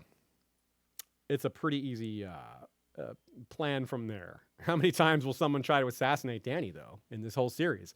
Already. Well, maybe one's... Sadly, you got to think of, when you think about that, you're like, well, maybe eventually one's going to succeed, probably at the end. Jon, maybe. Ugh. But Wine Cellar, sorrowful man, poisoned locust. Thanks again, strong Belwas, by the way. Saves her from that. Will a faceless man ever come for her? Maybe. Will Cersei or Varys or the Queen of Thorns try to poison her or something? I'm just throwing out names of people who have done that kind of sort of thing before and who aren't explicitly going to be on Dany's side. You know what Jon is? He's going to be a sorrowful man. Oh, he is going to be. I'm so sorry. sorry. Oh my God, you're right. He is going to. Wow, that's a good point. Yeah. Now, if he just tries to sell Dany some wine, is really into locusts, it'll all come together. Jeez. So, decision to leave is made even easier by the arrival of actual ships to take her. Right. Very cool that she names them after her ancestors conquering dragons. She's like, yeah, Vhagar, Meraxes, and Balerion. But what did we just say about renaming ships? It's bad luck. But anyway, she's on that same path after all. The path of Aegon the Conqueror by naming her dragons after his dragons. But that's a little dark, isn't it? She wants their throne. In her mind, she's like, she deserves it because it's justice. But conquering isn't justice. So, yeah, something to hold on to. There's something to think about in terms of the whole moral conundrum surrounding Dany as a conqueror versus liberator versus a child of destiny and all that. But speaking of being a child of destiny, we've talked at length about how so many things around Dany remind her that she is a child of destiny. There's too many pieces of evidence from her perspective that she's special. Right? It's hard to argue that, hey, a comet, sending her like an actual miracle, birthing dragons. There's so many things that point her to being special that are supernatural. It's like hard, like it's unfathomable what a real person would feel like in her spot. And here it comes another sign, 3. She spends a good part of this chapter thinking about all the 3s, like a 3 this, 3 that, 3 thing. And then 3 ships show up at the end of the chapter to carry her towards her destiny. Yeah, it's just... Yet again, she is reminded that she's special. She's a child of destiny and just embrace that, which she does thoroughly. She doesn't seem to hesitate on that. She's not a person that lacks confidence. Joe Buckley with a good take here again. As usual, need a break from those intense repeated POVs as we did back in Ned's fall. And this was far more intense than that, Battle of Blackwater. So he says it had to be like a Jon or Daenerys, maybe Bran chapter to just be so different than what we just saw. But Dany's chapter is slowed down pace-wise. Even though there's an assassination attempt in it, it's still kind of slowed down in terms of what's... Jon's chapters are hectic right now. He's beyond the wall. He's about to have to kill Qhorin Halfhand and join the Wildlings. That's not slowing things down. That's going from tension at King's Landing to tension beyond the wall. Dany's more of in a thoughtful place, like, what should I do next? Where should I go? And yeah, an assassination attempt in there. Well, compared to the Battle of the Blackwater, one little assassination attempt isn't a whole lot. So Joe also points to Dany telling Jorah about her visions and wondering if that's going to come up again later, like during during their separation. Maybe Jorah just isn't is the type to just kind of forget about it and not think about it too much because it's outside his wheelhouse, outside his capacity to be a dude that interprets prophecy. But it might come up. He might bring it up. He might mention it. He might suggest to other people, look, the reason you should be on her side is because of all these prophecies that say this and how she's fulfilling them. Do you really want to be on the opposite side of a child of destiny? It's a pretty good argument in a superstitious world. And he's got firsthand evidence he's seen himself. So he makes a pretty good salesperson for that perspective. Maybe it's how he gets in her good graces later, because we know from the show that they get back together. Maybe that won't happen in the books. He's certainly not going to be a grayscale candidate, I think, not in the way that happens on the show. But maybe this is how he wins her back over, by drumming up support for her. And this could be one of the ways he does that, by, having knowledge of the prophecies she's fulfilled, as well as the birth of the dragons. Joe also wonders if Daenerys felt a bit like Viserys in this small period of basically being told to hop from a great city and actual hired knives coming after her, right? That's might remind her of that. It would be hard not to. And also, we should think about Illyrio here. He's obviously been keeping tabs on Dany, but didn't expect her to go to Qarth in the first place. And he got this message, presumably from Jorah, or from others, or from others, I should say. So that's how he knew she was there, which, by the way, Dany doesn't ever seem to fully process that. But how did he know I was here and all that? But they may have sent a specific message letting Illyrio know that I either was not mentioned or that I just didn't notice. Anyway, she's certainly heard, Illyrio has certainly heard of Viserys' death and Drogo's death, most likely as well. And perhaps wonders what she's doing in Qarth and realizes that Qarth is fool's gold. Yeah, there's lots of wealth and power there, but it's not going to be given to you in any capacity that you can find useful. Illyrio may have foreknowledge of that. He's been around the block. He's a lot older than Dany. He's been involved in trade. He's a high-level political operator. He knows a thing or two about Qarth. He probably could have told her not to go there in the first place. Just get the heck out. So I want to take a quick note here as well. The gaming pit where a basilisk is being torn apart by a big red dog. Fighting pits seem to, or big red dogs rather. Or sorry, a basilisk is tearing apart a big red dog. Fighting pits seem to exist wherever slavery exists and in other places, but not so much Westeros, though, there's the occasional thing like the bear pit. We ruminate quite a bit on how the creations of blood magic fit into the picture not that long ago in Westerosi history via our Gargassos bonus episode, which you can get by joining Patreon. All patrons have access to all of our bonus episodes, of which we have several. This is as good a time as any to say there will be another bonus episode coming out next week following Arya's departure from Harrenhal. We'll be discussing all the characters she meets there and refreshing ourselves on where they're at. Another episode of Where Are They Now? A character who's I also want to know where he is now, meaning his health status, because we know he's at Slaver's Bay, is strong Belwas, and I want to briefly complain about his absence from TV, which other people complain about too. It would have been so easy, man. He just fights one or two duels here and there, and then just stands there looking menacing, and occasionally has a one-liner. Like, that would have been easy to fit him in. It would have been someone that could have maybe survived after so many other people in Dany's court are killed off, but maybe they just wanted to give themselves a head start on later making her more isolated and friendless, which would mean having to remove strong Belwas or kill him off or something, which we wouldn't have wanted to see that either. Now, Tree Girl notices that Barry, meaning Barristan, of course, is immediately on alert. He's like, you don't recognize me, Jorah? Lord Mormont, you don't recognize me? You sure? Because if he did recognize Barristan, then that would be bad, because Jorah would realize that he's been outed, because he's been sending messages to the small council, and Jorah would go, wait a minute, you were on the small council, uh-oh. But clearly Jorah can't make that connection if he doesn't even know who Arstan is. So Barristan is like, all right, good job of my bad name here, my very poorly chosen nickname, Arstan.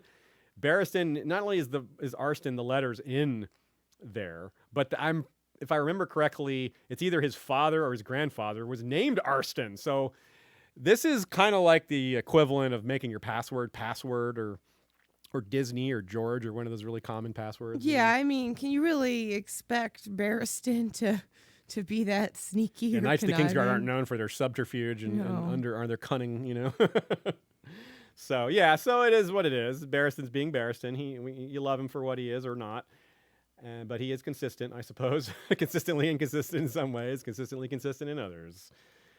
And we'll just have to wait and see on Barristan and where he goes from here and later, keeping our eye out for the future.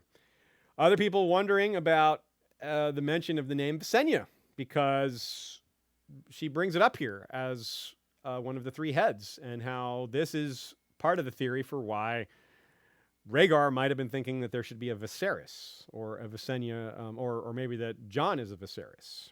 So I personally think Jon is Aegon or Aemon. I'm not a big fan of Jaehaerys as his name.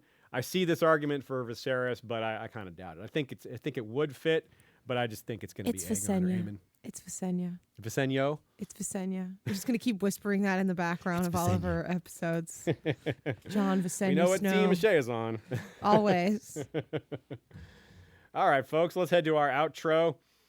Like I said, Davos becomes the second POV to end his arc here in this book. Catelyn's going to beat him to it by having her last chapter last week.